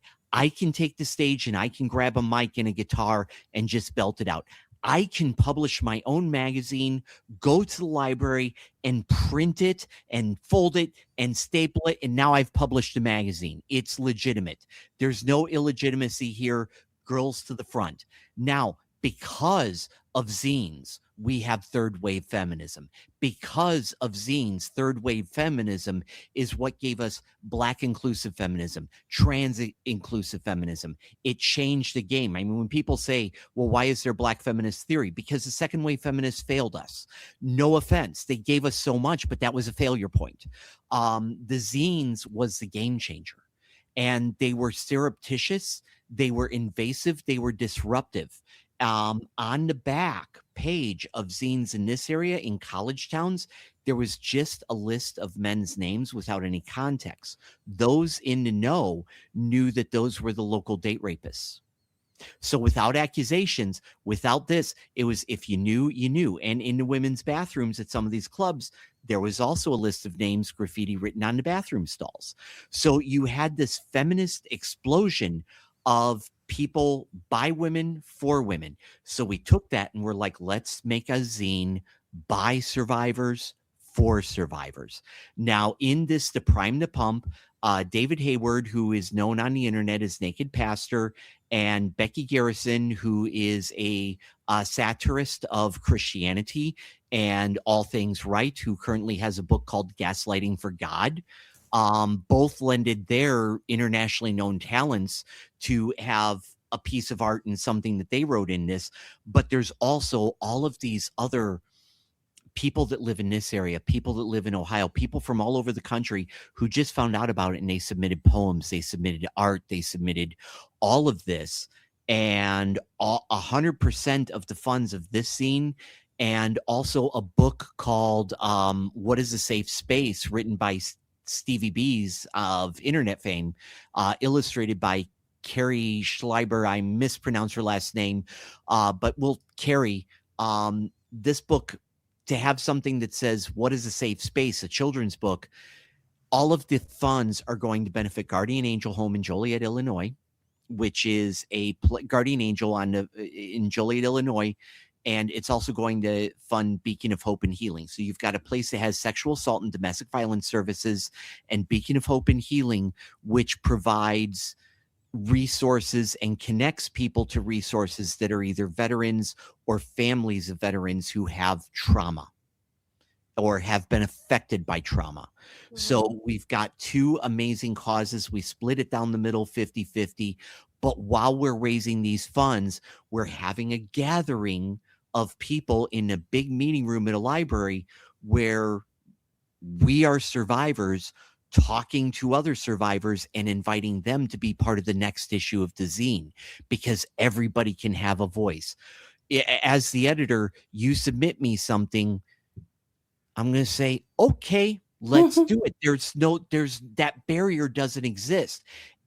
Just like in the Riot Girls and the original zine movie or movement, anybody who wants to grab a mic and a guitar gets on stage. Anybody who wants to submit something, it gets published within reason, of course.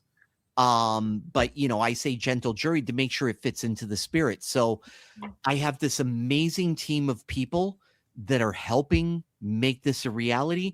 And that's where I'm going to turn it over to Allaina. Oh my gosh. The way you speak about me is just so kind. And I don't know that I see myself that way. I'm just a person who likes to help. And I'm going to cut in real quick to say this. I'm Machiavellian sometimes. Sometimes I live in a world where the ends justify the means. When I was standing up for my child while they were going through school as a trans individual, I had no problem if a teacher got fired. In fact, I enjoyed it and I played into it. I was out for wrath. I'm like Doctor Who tries to give you an opportunity to do the right thing, and then I'm going to bury you, and I'm going to watch as it happens and casually say, I'm sorry. I'm so sorry. Okay, next adventure. And Doctor Who is dark. He takes pride in it. You remind me to be kind.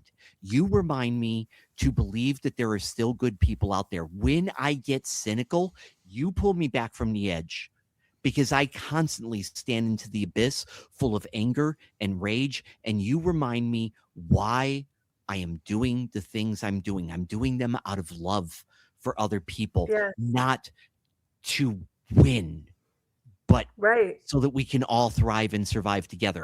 So I'm going to stand behind. It's not about winning. It's about liberating and bringing together and creating hope and healing and all of these beautiful things. And people are always looking at me and saying, I don't know how you are the way you are. I don't understand. Like, I'm a survivor of multiple things. I am a survivor of assault. I'm a survivor of my father dying the year after I broke my neck. I'm a survivor of that spinal cord injury.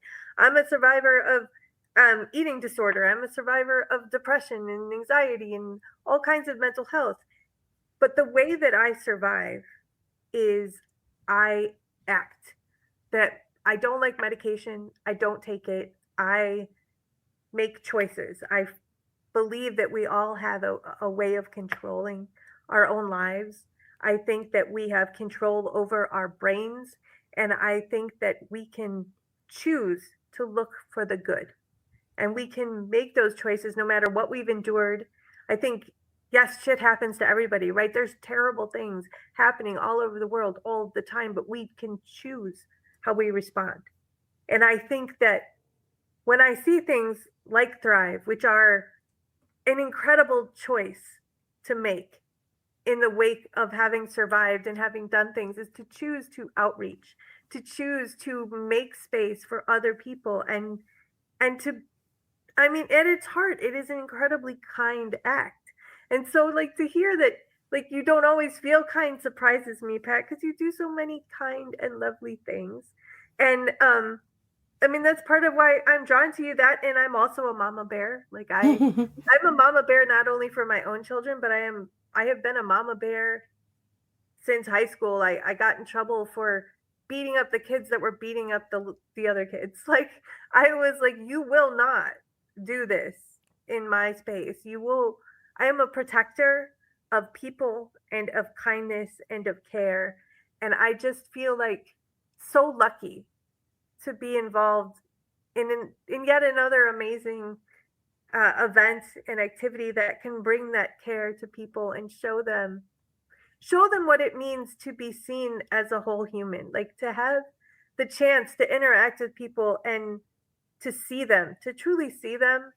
Like, that's what makes getting out of bed possible for me. That's my medicine. So you give me those opportunities, Pat, and I'm grateful. Thank you. And as far as the books themselves, right now I am being very tight-lipped. There is going to be an opportunity for people to buy them on the web, but right now, and that starts June 1st, on March 30 or May 31st, when we do the event Sunday, that's those people. For this day only, it's only for them. This one day, the people who are in this room with us, it's only for them. And you're invited to write something. You got a poem, you got a story, you just want to scream. You can do it. We'll publish it. That's for us, that one day only. The next day it will be on, there will be a link. I'm going to do the antithesis of good promotion skills. I'm not giving that link out until June 1st. I'll share it with you two, and you two can announce it as you want. But for right now, it's for those people only, and I'm only focusing on that. And we're going to do beautiful things. We want it to be expanded, but I think so many times we get so focused on larger missions that we forget about the people in the room. And I want this is just our clubhouse for one brief 3.5 hours. Yeah. I love that.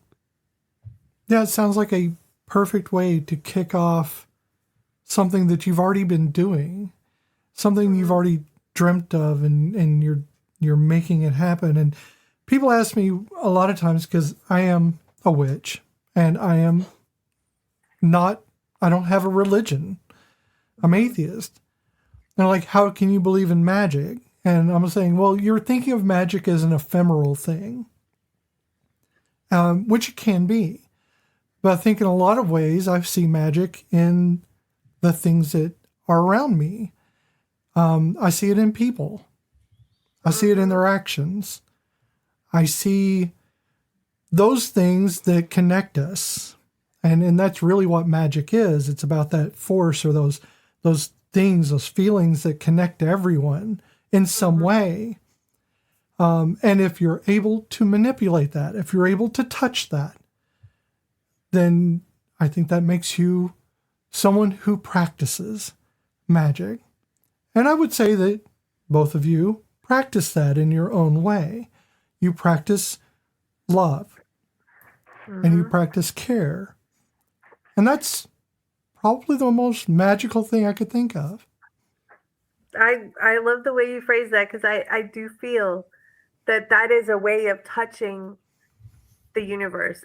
That projection of energy, that outpouring of focus changes lives and changes the world. And so I'm gonna borrow that now. I do think that maybe I am a witch. Who knew? And I want to touch on something that you guys said too, is it's how I've always, even when my actual kids, even before I learned how to take care of children, our feelings are valid. Whether we're angry or we're sad or happy, our feelings are valid because that's just how we feel. No one should tell you how to feel. But what we do with those feelings and how we treat the world around us, that's important. And that is, again, that's something I work on with small kids, and I've worked with my special needs kids. It's important. And I love that you guys work with diversity and is at its core, because it's working with special needs has been eye-opening for me. And it has always, like, since I started working here, it is with these students, I never realized just how important having that representation and the diversity. And even though, a lot of them, I work with the severe and profound kids in the past, they also have trauma, and to address that. And I just love what you guys are doing. It's giving people a safe place to vent and to verbalize and to just have that community. That community. Afterwards, I could tell you about something I have wanted to do for years, but unfortunately not in the ability to do it. But it's something along the same lines, but focusing on preteens and teenagers. But yeah, you guys are awesome. I wish we lived closer, because this, it'd be great to actually physically be a part of it. Yeah. But now I want to write and draw again. Well, it's funny. I accidentally put in a clue in the second book in my series. There's a scene where Ford is asking Cassie what she wants to do, and she's giving smart alecky answers. And then he's like, "No, seriously, if you could do anything, what would that be?" And she's like, "You promise not to laugh?" And he's like, "No." And she goes, I would like to have a place where screwed up girls like me could be able to talk about what's going on in their lives, do something about it, da da da da da da da da da da. And he just stops and he's like, "That's beautiful. I'd help you if you ever want to do that." And that was an accidental tickle whenever I had readers saying, "I love these characters. I wish that there was a way to have that found family again." And it's like, oh shit. Mm-hmm. You know what? Let me sit down with a bunch of people and do this. And me, Allaina, and my crew that we assembled, we've done a couple before, and we were just kind of testing the waters. Let's get a bunch of people in a room, see what happens. Okay, let's build on that. Let's dismiss this. And it's turned into what I think is going to be our final presentation. And by final presentation, I don't mean our last one, but I think we sort of stumbled into what this is going to be. It's going to be the zine, and we're going to invite people to use their own creativity to heal and to be healers if they want to, along with the idea that we're also going to fundraise. So we're going to do good for ourselves while doing good for others. Both things can coexist in one model. That's pretty badass. Hey, and fundraising sometimes can be just that in itself, because you're doing good for other people. Yeah, but the thing is, if I'm selling cookies to do the fundraiser, or chocolate bars like you see when you go outside of Walmart, or as you're going into a drugstore, there's people selling chocolates for disadvantaged people and this thing. But that's fundraising, and that's good. But let's have both of these things interconnected, because while we're healing ourselves, we're also enabling two organizations that are on the front lines doing the things that we wished we had.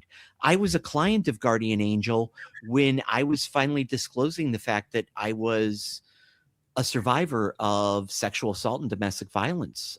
So being able to have an opportunity to raise money, whether it's $500 or $5,000, I'm in.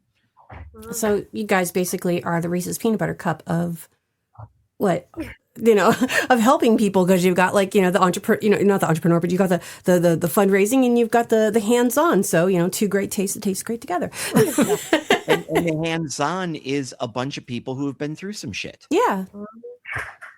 And honestly, who's better to tell that story than the person who's lived it. Exactly. Yeah, I mean, that's so important. As a person who centers disability justice, it's leadership of the most impacted, right? So, like, get the people in the room to tell us what we need to do. Nobody knows them better than themselves. Exactly. How often is, how often is it sighted people, hearies, and people with fully functioning legs and opposable thumbs talking about how we're going to address ableism and disability issues, and we have that hubris, and Allaina's over there, hey, got ideas, and we're just like, hold on, we're figuring out your life. And don't get me started on budget cuts in IEP based learning, because that'll lose my mind there. The kids who need the most get the least. How to get the people in the room that need to be there that have been excluded. So, but the people who have the experience know what they're going through. It's that Bowie quote about the young. They know exactly what they're going through. They don't need our fake wisdom. And, when I was a minister, one of the biggest mistakes, even in progressive ministry, one of the biggest mistakes that Western Christianity does, and this is not an anti-church statement, people of faith love you as long as you're doing good in the public square. But one of the biggest failings is that we treat people like rescue pups and try and believe that we have the answers as to how we're going to resolve homelessness, how we're going to resolve sexual assault, how we're going to resolve all of these ailments of humanity. And we never invite the most affected to the party and say, what's really going on in your life? We have Pew Research studies and all these other things that are done by experts. And when I was a minister, when I left it, I had no idea how free market capitalism works. So I was driving a cab in Joliet at night. And that's when I learned what the real experience of a junkie, a prostitute, and a person experiencing homelessness really was, when they were in the backseat of my taxi. And now the dynamic had changed. That was when I finally understood everything that I wished I'd have understood when I was in authority, like social services. I was church services. I was the lawyers. I wasn't the Ed Norton. I wasn't the Bruce Willis. And that's the key, is it's having that authority, but also having the kindness and the heart to see beyond people's titles and what you're, what you perceive of them. It's getting to know the people themselves and finding out what they need from their own mouth. Yeah. Helping people hold a mirror up to themselves is always a good thing. And I think that both of you are doing such a great service, not just to yourselves, but to the people around you, the people in your communities. Certainly in my community, I don't think we could survive. I don't think trans people could survive without the allies around them. And that's the way any community is. We all need each other in order to exist, to survive, to have a voice. What happened to "it takes a village"? It's like, that was a key phrase for a minute. And if you really analyze it, it is true. But then, we stopped listening to that. It's like, oh, it's just something that Hillary Clinton said, It's like, but no, it does. We should all be a part of taking care of each other and not trying to tear each other down. But that's an ideal belief. I don't know. I think no, I know. I'm being facetious to the people, who have. Well, Allaina, I'm so glad that you came onto the program with us, that Pat brought you in with us, because now you're one of us. You can ask Pat. I don't bandy about. I either make friends or I don't have the friend. I don't. I'm an on or off situation, and you're you're instantly a friend. Oh yeah, you're So in you're now. definitely my friend, even if I'm not you. your friend. No, Yeah, I am so excited to have met you both. I like meeting people, but I have so when I first met my husband, tell another quick little story. I thought my self-esteem was such that I thought I had to have anybody who would take me. Like I had no concept that you could choose who you wanted in your life. hmm And when I met my husband, he was my Ford. I didn't understand that he liked me because he didn't touch me without asking. He didn't kiss me without asking. He didn't violate my personal space. That's all I knew as acceptance. Was somebody wanted you, they would grab you. That's all I knew. And I was 22 when I met him. And I had never met a man who didn't just reach out and touch me. And when I met my husband and I learned that this was possible, that this idea of a person like that was possible. And then I met his friends, and every single one of them was like him. And I was like, how did you find all of these men who don't ogle me and don't touch me? And he's like, what are you talking about? This is all of them. I was like, oh no, you have no, I have never met another man until I met you, or, like my dad, who was respectful of a woman. Like I can't fathom how this exists. He's like, there are how many billion people in the world? You can choose. If someone treats you poorly, dump them. If someone doesn't align with your values, dump them. If someone doesn't think what you think or isn't interested in the things you are, get rid of them. And I was like, oh, okay. And I immediately dumped everybody I knew and was like, he can't meet these people because you'll be like, what are you doing with them? And my life started to change. And I say he loved me into submission because he kept telling me over and over again that I had value. He told me all of my good things that he saw in me, and I could not see in myself. Every time I told him this was my fault, he's like, no, it wasn't. I'm like, yes, it was. No, it wasn't. It was never your fault. You're not seeing the world as it was. And he taught me so many things that I get to now scream from the rooftops. And I have chosen and collected so many beautiful people in my life because of him. And so I select 2 more beautiful people because of thank him you. that I chose Pat, and because Pat introduced me to you. And like, how lucky am I? I don't know. I feel so fortunate. And I think my husband is on a little bit on the spectrum, and I think that viewpoint though is what created this world for him, where he could see in the black and the white of this person aligns with me, this person does not. And I didn't have the black and the white. I only had the gray. Sorry. So he showed me that, and what a gift that is. And so that's why I'm a better person my whole life who runs towards difference. If someone is different than me or has a different life experience or a different religion or a different whatever, I'm like, oh, hi, I want to know, tell me all of the things. And my life is so much richer for it. And I just try to spread that message to people. And so the fact that you have autism, right? Like that you are autistic is like, to me, I'm going, great, I get to learn new things. There are hyper focuses abounding that I don't know about, but I'm going to get to know these things. I'm so excited. Wait till she tells you about her conversation trees. It is amazing. Oh no. Yeah, we can talk offline. Yeah, we can talk offline because it's amazing. But I honestly, I from what you were saying, I feel bad for any man who has the blinders lifted off of him when they realize that it's not all men, but also it's not all like the ones who are good, and then they realize that they're not all like that. Yeah. Yeah, but I think, and it's funny because like I've known him now 26 years, and it wasn't until even through Me Too which, oh my gosh, Ended too soon. It did. the first Trump election campaign. Mm-hmm. I thought when he got on TV and made fun of a disabled reporter, That would have been the end. that would be the end of it. And it wasn't. And then he said on a live mic that he assaulted women.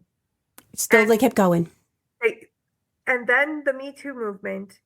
And I did not realize that my entire life, I kind of knew that my superpower is dissociation, but I didn't understand the depth to which that went until the Me Too movement came and took me out, like completely. Oh, yeah. And then when the quote unquote the party of family values elected this man who had no family values on the heels of Obama, who was utterly morally uncorruptible and such a paragon of virtue and family. And I lost months of my life. I don't remember it. I couldn't function. And to see that these things were in the world, these people wanted so badly to act selfishly, to have negative opinions, that they elected this monster, right? Yeah. That was the state of the world, is what led me to all of these organizations and to do all of these things, because I had no other recourse. I had to go out and do. But even through that Me Too movement, his eyes were opened to some degree, but because of his curated world, he still didn't quite understand. And even through my lens, he still didn't quite he was supportive, but he didn't understand.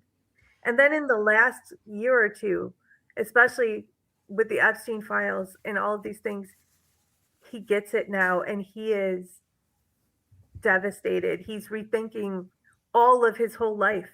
And he is a person who has always believed in enthusiastic consent. You have to be throwing yourself at him, right? For him to, and he couldn't understand other men, but now he's like, all of the people who may have done harm without knowing even, and the need to make reparations and to be different in this world and to call out the behavior, to be brave enough to do that. Yeah, and they have those conversations, and it's wild. Like, it's an incredible transformation to have seen him go through, to see other men go through, and I'm so proud of people like Pat, and so happy to know you, Pat, and to see the way that you spread this message, because it is vital for people to understand. It is vital for men to stand up and say, this is the way the world needs to be, and to have these spaces like Thrive. So I don't know. Again, I'm so lucky. Me Too was an awakening for me, because Ford is basically me in my book series. But even though I was ahead of the curve, there were things that I didn't understand. During Me Too, I did something that I wish more progressive and liberal men would do, and that is do an honest take, because I had to have real conversations with myself. Have I ever used alcohol as a social lubricant at a bar or a club when I'm meeting somebody? Have I ever begged, bargained, used guilt as leverage to get what I want? And if you are a man raised in this culture, the vast majority of us are going to have very uncomfortable answers to some of those questions. We pat ourselves on the back because we never raped somebody in an alley, but those things, whenever you have those serious, hard questions, and this dovetails off of you saying, realizing that these men were doing these things, not knowing that they were doing. Once you know better, you can do better. But I don't say that very comfortably, because then you have to reconcile about the times that you didn't know better and you didn't do better. And you have to understand, you know, I don't know any other way to say this, but a lot of us who think that we have never committed SA in any way, shape, or form, in a certain degree on the spectrum, we have, and we have to live with that. I think both things can be true. Oh, yeah, absolutely. Right. Absolutely they can. You can But, mean you no know, harm I mean, and still do harm. it's like, you know, because I'm an ally for trans youth for over a decade now. I've been accused. I've been accused of being a pedophile, a rapist, this thing. It's always what they throw out. I'm a groomer. I'm this. And the thing is, it's like, I'm going to say no to you, but that doesn't mean that I haven't done some sketchy shit in my life that I have to live with. If that makes any sense. And well, you have to be willing to constantly calibrate your paradigm. Right. You always have to adjust. And the best thing you can do is, once you have made that realization, and this is something that men and women should really do, is once, because for me, it was being raised by racists and having a racist mentality, whether I was conscious of it or not, because I know, I don't see color. Well, I should see color because everybody is different, and I should see the cultures. So once you learn better, then you teach better. Right. And this is part of the concern that I have with, we do need some absolutes, but I think we have gotten so lost in absolutes that there is no room for growth. Can I stand up and say hallelujah? I mean, here's the thing. Have I said and done racist things? Yes. Have I said and done homophobic things? Absolutely. Have I used to be conservative minister, do the math.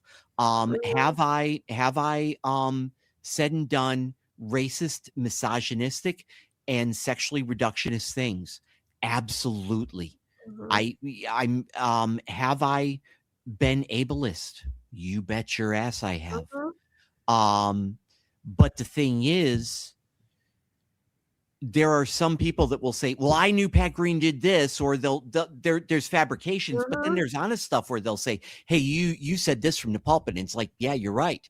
Does that mean I don't get to be on? And what's funny is there are some progressive and liberal people that I know that don't want me to have a seat at the table.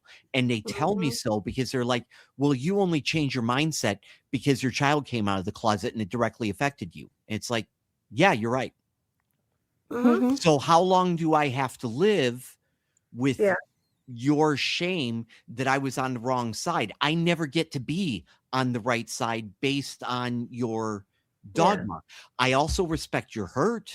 I respect your suspicion of me, and I approach this table humbly. But when the metric is, you're never ever invited to this table because we live in black and white dogma, then we are never ever going to have a world where there is growth. No. Well, there has to be forgiveness. Absolutism is horrible.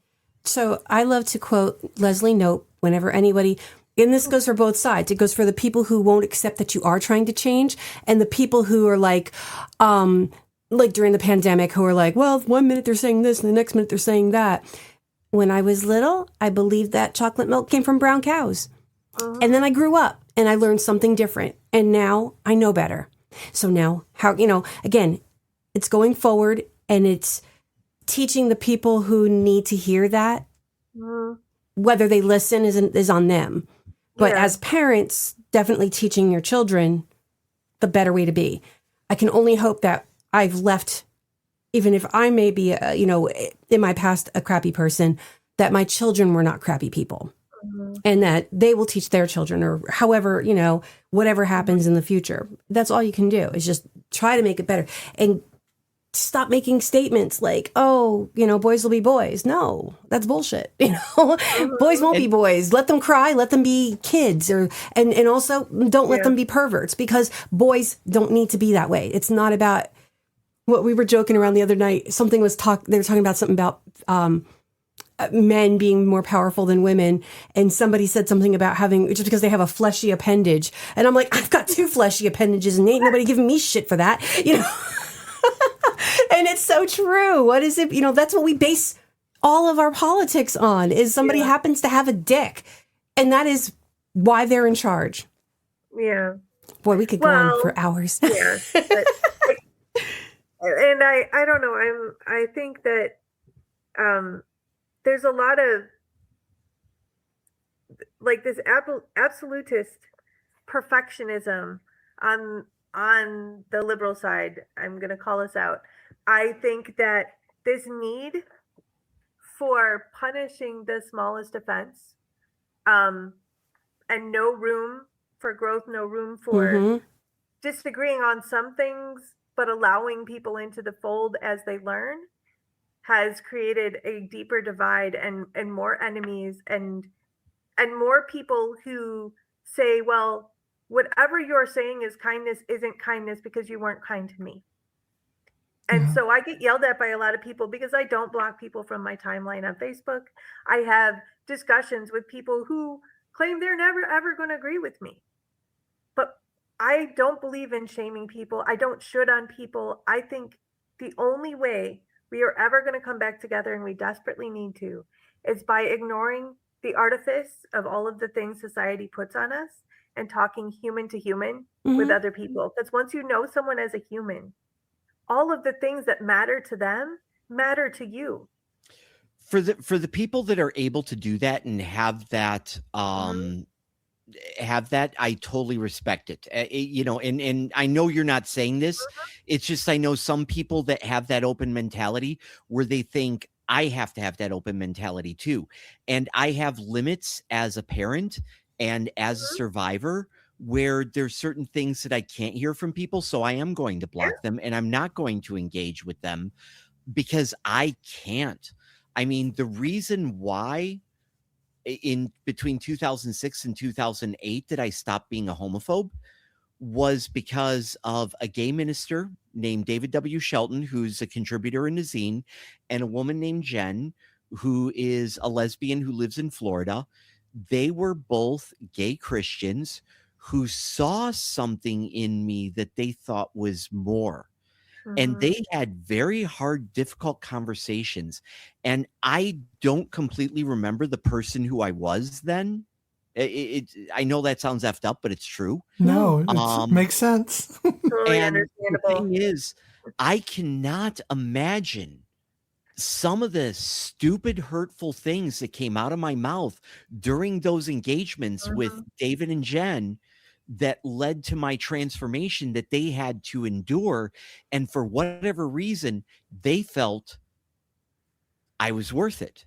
Now, they took the road that you took, but there were several gay people in my life, and lesbians and bi, transgender, that they wrote me off years ago because they had to draw a they couldn't boundary. do it. Right. So I guess what I'm saying is one of the things that I struggle with is people that have boundaries for self-preservation as to what they can handle, and people that have, I won't say no boundaries, but they don't have those same boundary limits.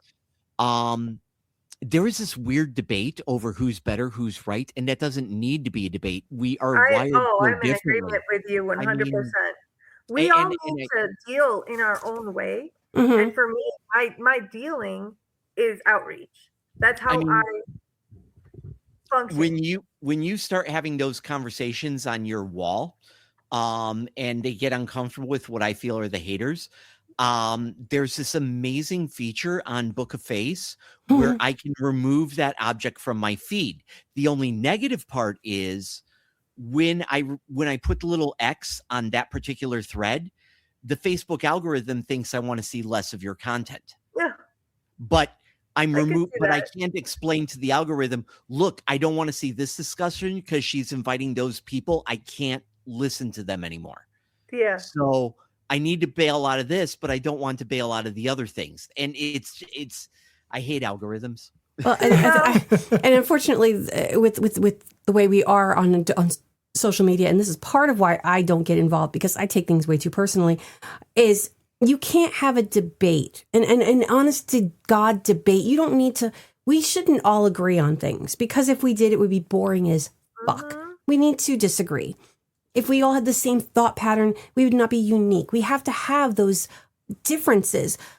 But unfortunately, the disassociation that we can have with the internet and how I can be an anonymous voice of hatred that's where I have to draw the line.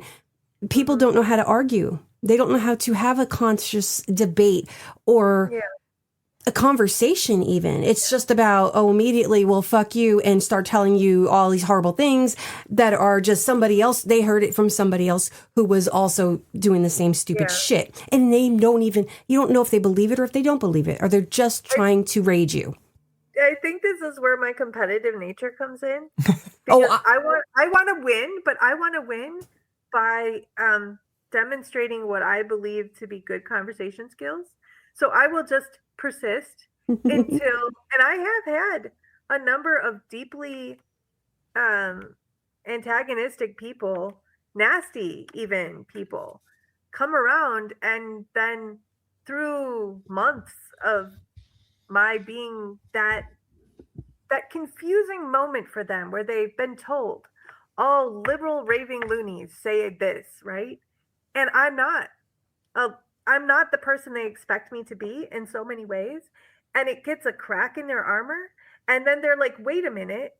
And then I have had people come back to me and be like, you know what? I was wrong. I agree. And then I'm like, I go to my husband, like, I won.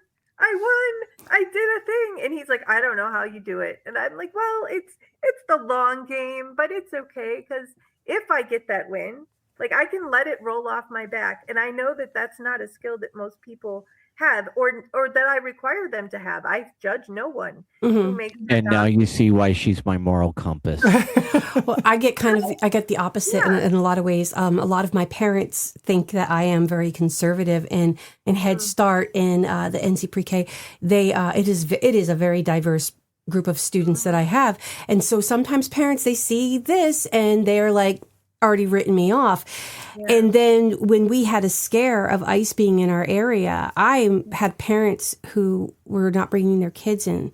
Yeah. And I had to have conversations with them. Listen, I have a special lock for over the door that slides onto the V-bar. I have a special lock for the door to get into the classroom from the school. Even if the principal came to that door, he isn't getting in even if he has the key, he's not getting into my classroom. Those windows, we've got a plan to pick up these shelves and block those windows. These babies are not going anywhere under my watch. Nobody is getting into my classroom. I have plans on plans on plans. And when we have those conversations with them, they're like, oh, okay, she's an ally. She's not here to be just, I'm a white teacher. And yeah, there's a company called, oh my God, I can't remember them. It's a Black owned company. I will find it. I'll put the link in here. They make t-shirts. And one of the t-shirts I want, it says, I'm white, but I'm not that white. And I need that because I can't wear shirts like that to work, but I want it anyway, because people need to know that, it's not just about racism. It's not just about ability or disability. It's about understanding that I am not what you see in front of me. I have to portray this conservative aspect for my job, but I am far from conservative in every universe. And when I'm not writing you off for who you are and what you look like, once they have that opening with me, it's the same thing. They realize, oh, well, shit. It helps that my co-teacher is a lovely woman from Colombia, and I love her so much. I would be lost without her. The greatest joy in life is doing that which they say you cannot do, and in surprising people. Mm-hmm. I love when people come to me with a preconceived notion, because they will be surprised and it will be so much fun. Oh yeah, no, I love it. Because too many times they're like, I did not expect that. Like, also they can never guess my age, and I love that too. But that's another story. Same here. No, isn't that great? so that we don't have a 3-hour program. Sorry. No. We're bad. We bad. will keep talking. And we'll feed it to you. Oh, yeah. But I'm not sure how much I will have to edit on this. I'm assuming it ended at the point that I went to the bathroom. She did too. So Yeah, You probably. know, some of us and have I'm starting really to float. tiny So bladders. I want to thank I you. am going. Latex, I I am don't have going to to worry say. about it. I am going to say something real quick here. Christine and I have had a very long 24 hours. I went directly from work. We had to return her child's graduation present and have it exchanged because we got the wrong size. We got one of those Pandora bracelets, and we forgot to fact in for the fact that her child is taller than both of us. Yeah. And so their wrist is a little bit thicker. But then we came back here. I did this. I need to take this beautiful woman that for whatever fucking reason wants to spend the rest of her life with me out to a dinner. I need to feed her. I need to feed myself. But the last parting shots are, Allaina, get the information from them as to when this episode airs. I think it's Monday, but get the proper deets. You two, I'm not always the best friend. We need to spend more time social doing the social stuff too. And I'll get back to you on the idea for a movie that I'm going to pick, and I'm going to go deep into my box right over here. I've got this big cabinet full of DVDs I need to look at. Fantastic. We need to do this again, the show, but more importantly than that, we need to do this where it's just the 2 or 3 of us just hanging the fuck out. And I don't make time for that. The stroke was a huge wake-up call in that my time-life balance is out of whack. I remember 4 days after the stroke, I got out of the hospital and I looked at my doctor and I'm like, this is my turn, Beth. I'm like, I'm getting married in October, and I never thought that would happen again. And my kid is just starting to figure out adulthood. And I just want to have 25 more years left. Can I get the 25 years? And how do we do that? Because this scared me. It was sudden. I knew what was going on, and I didn't want it to be real. And I feel very fragile right now, and I'm not used to being afraid because I haven't been afraid for a very, very long time. My defense mechanism is to go with anger instead of fear. I feel fragile, I feel afraid, and I feel very, very mortal. And that's not something I have felt this profoundly ever in my life, despite other things I have said about mortality. And in that, I'm realizing I work too fucking much.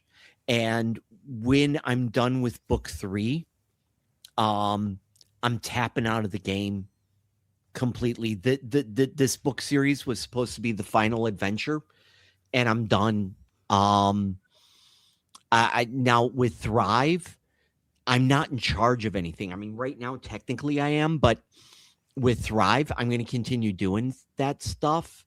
But that's going to be me hanging out with other survivors, and we're writing a zine, hanging out with you guys once in a while, doing a hopefully not forever obscure podcast, hanging out with these women that I know who run the Like Whatever Gen X podcast. Allaina, I have made so many friends along the road of being a world changer, but I have been doing this fight so long that I forgot to enjoy my life, and I almost lost the quality. And I can't live like this anymore. I can't be the world changer. I just need to live in the world. Amen. There came a point when things started getting ugly with Trump world. Harvey and all of Harvey's friends sat back with me, and they're just like, we know you're never going to stop being an activist, but we want you off the picket lines. We need you off it. It's getting too dangerous now. And we know that there's stories you're not telling us about things that you're experiencing out there, and there's closer calls that you're not telling us because you're a shitty liar, Dad.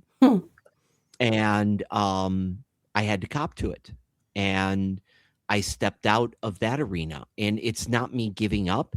It's me saying, I just want to be Christine's partner.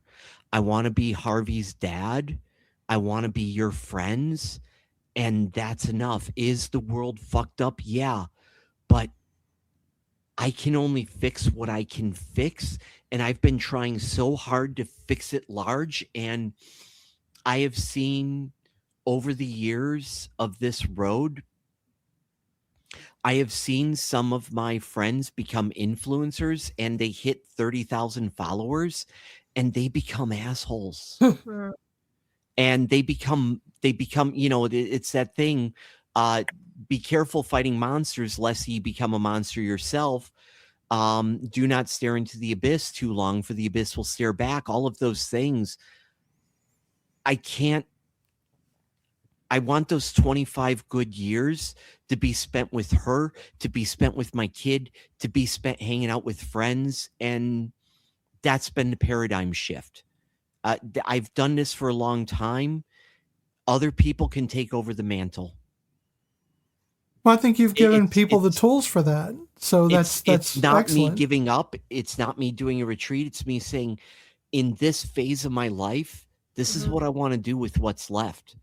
Because when we were on our way to the hospital, I don't remember if it was on the way to the hospital or if it was when we were in the hospital waiting room.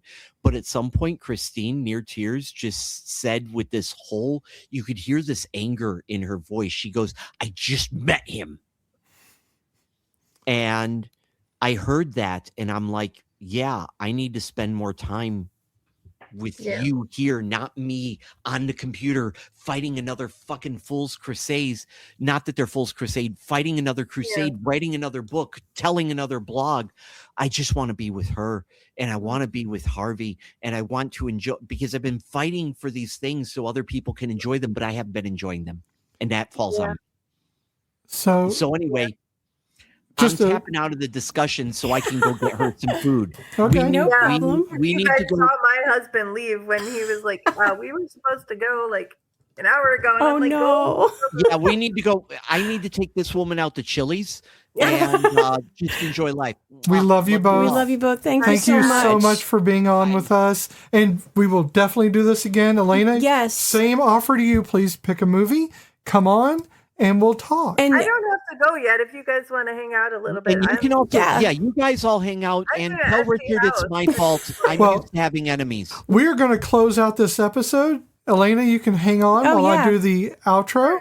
And once we're done, we can keep talking for a little bit if you're good with that. Yep. Because we don't want to keep you on. But but we definitely need to close this before we hit 3 hours. The only thing I'm going to be doing in an empty house is karaoke therapy. So hey, nice. I love it when Michelle does it. When she sings to things, I just enjoy. That's the one thing I told her when we got married. I'm like, the thing I want to make sure I never do to you is to make you think you cannot sing out loud and express joy. And I sing all. My husband likes it. My kids are tired of it. Oh, my kids are probably bleed. My students are so sick of it. Okay, everything is a song, but anyway, I sing to our pets. Your outro. We'll talk. Yeah, let's get our outro all going. Right, so we had 2 wonderful guests. We still have one here. Yes. And I just want to thank them from the bottom of my heart because I don't know them that well, but I know that I love them. Thank you for joining us for Wes Anderson's Moonrise Kingdom 2012. This has been Cozy Quilt Cinema with Beth and Michelle. We loved having you in our blanket fort as we share the emotional highs and lows that movies can leave lingering with us well after they're over. The beautiful thing about the stories that really stay with us is that they follow us everywhere. Across rocky coastlines, through hand-stitched tents, into every quiet, golden-lit corner of a world that somehow feels both invented and deeply true. No matter where in the world you're listening from, and with the right film, and a little of your own 12-year-old heart still tucked somewhere inside you, you might just find that you're running towards something or someone that finally makes sense. And I think that's a kind of magic all its own. To keep the feelings going, go to our website at cozyquiltcinema.com or follow us at Instagram and Blue Sky at Cozy Quilt Cinema. Or you can send feedback and personal reflections to cozyquiltcinema@gmail.com. You can always find our episodes wherever you listen to podcasts, including where you're listening right now. If you enjoyed the show, please subscribe and leave a rating. And don't forget to check out our other podcast, Between Myth and Belief, if you like spooky, paranormal, odd conversations about all of those topics. So here are your clues for next week's episode. The first clue is the title of this film was taken from a Three Dog Night song. Boom, boom, boom. The two actors that plays two of the actors play siblings in this movie. In 2003, giving you some more details here. In 2012, will play love interests. Creepy. And the opening scene of this movie was completely improvised. Nice. Yep. They're vague, so no one's going to get it this time. All right, well, thanks for being with us. I don't have a catchphrase for this one. Jiminy Cricket, he flew the coop. That works. Why do you consider me your enemy? Because your girlfriend stabbed me in the back with lefty scissors. She's my wife now. Congratulations.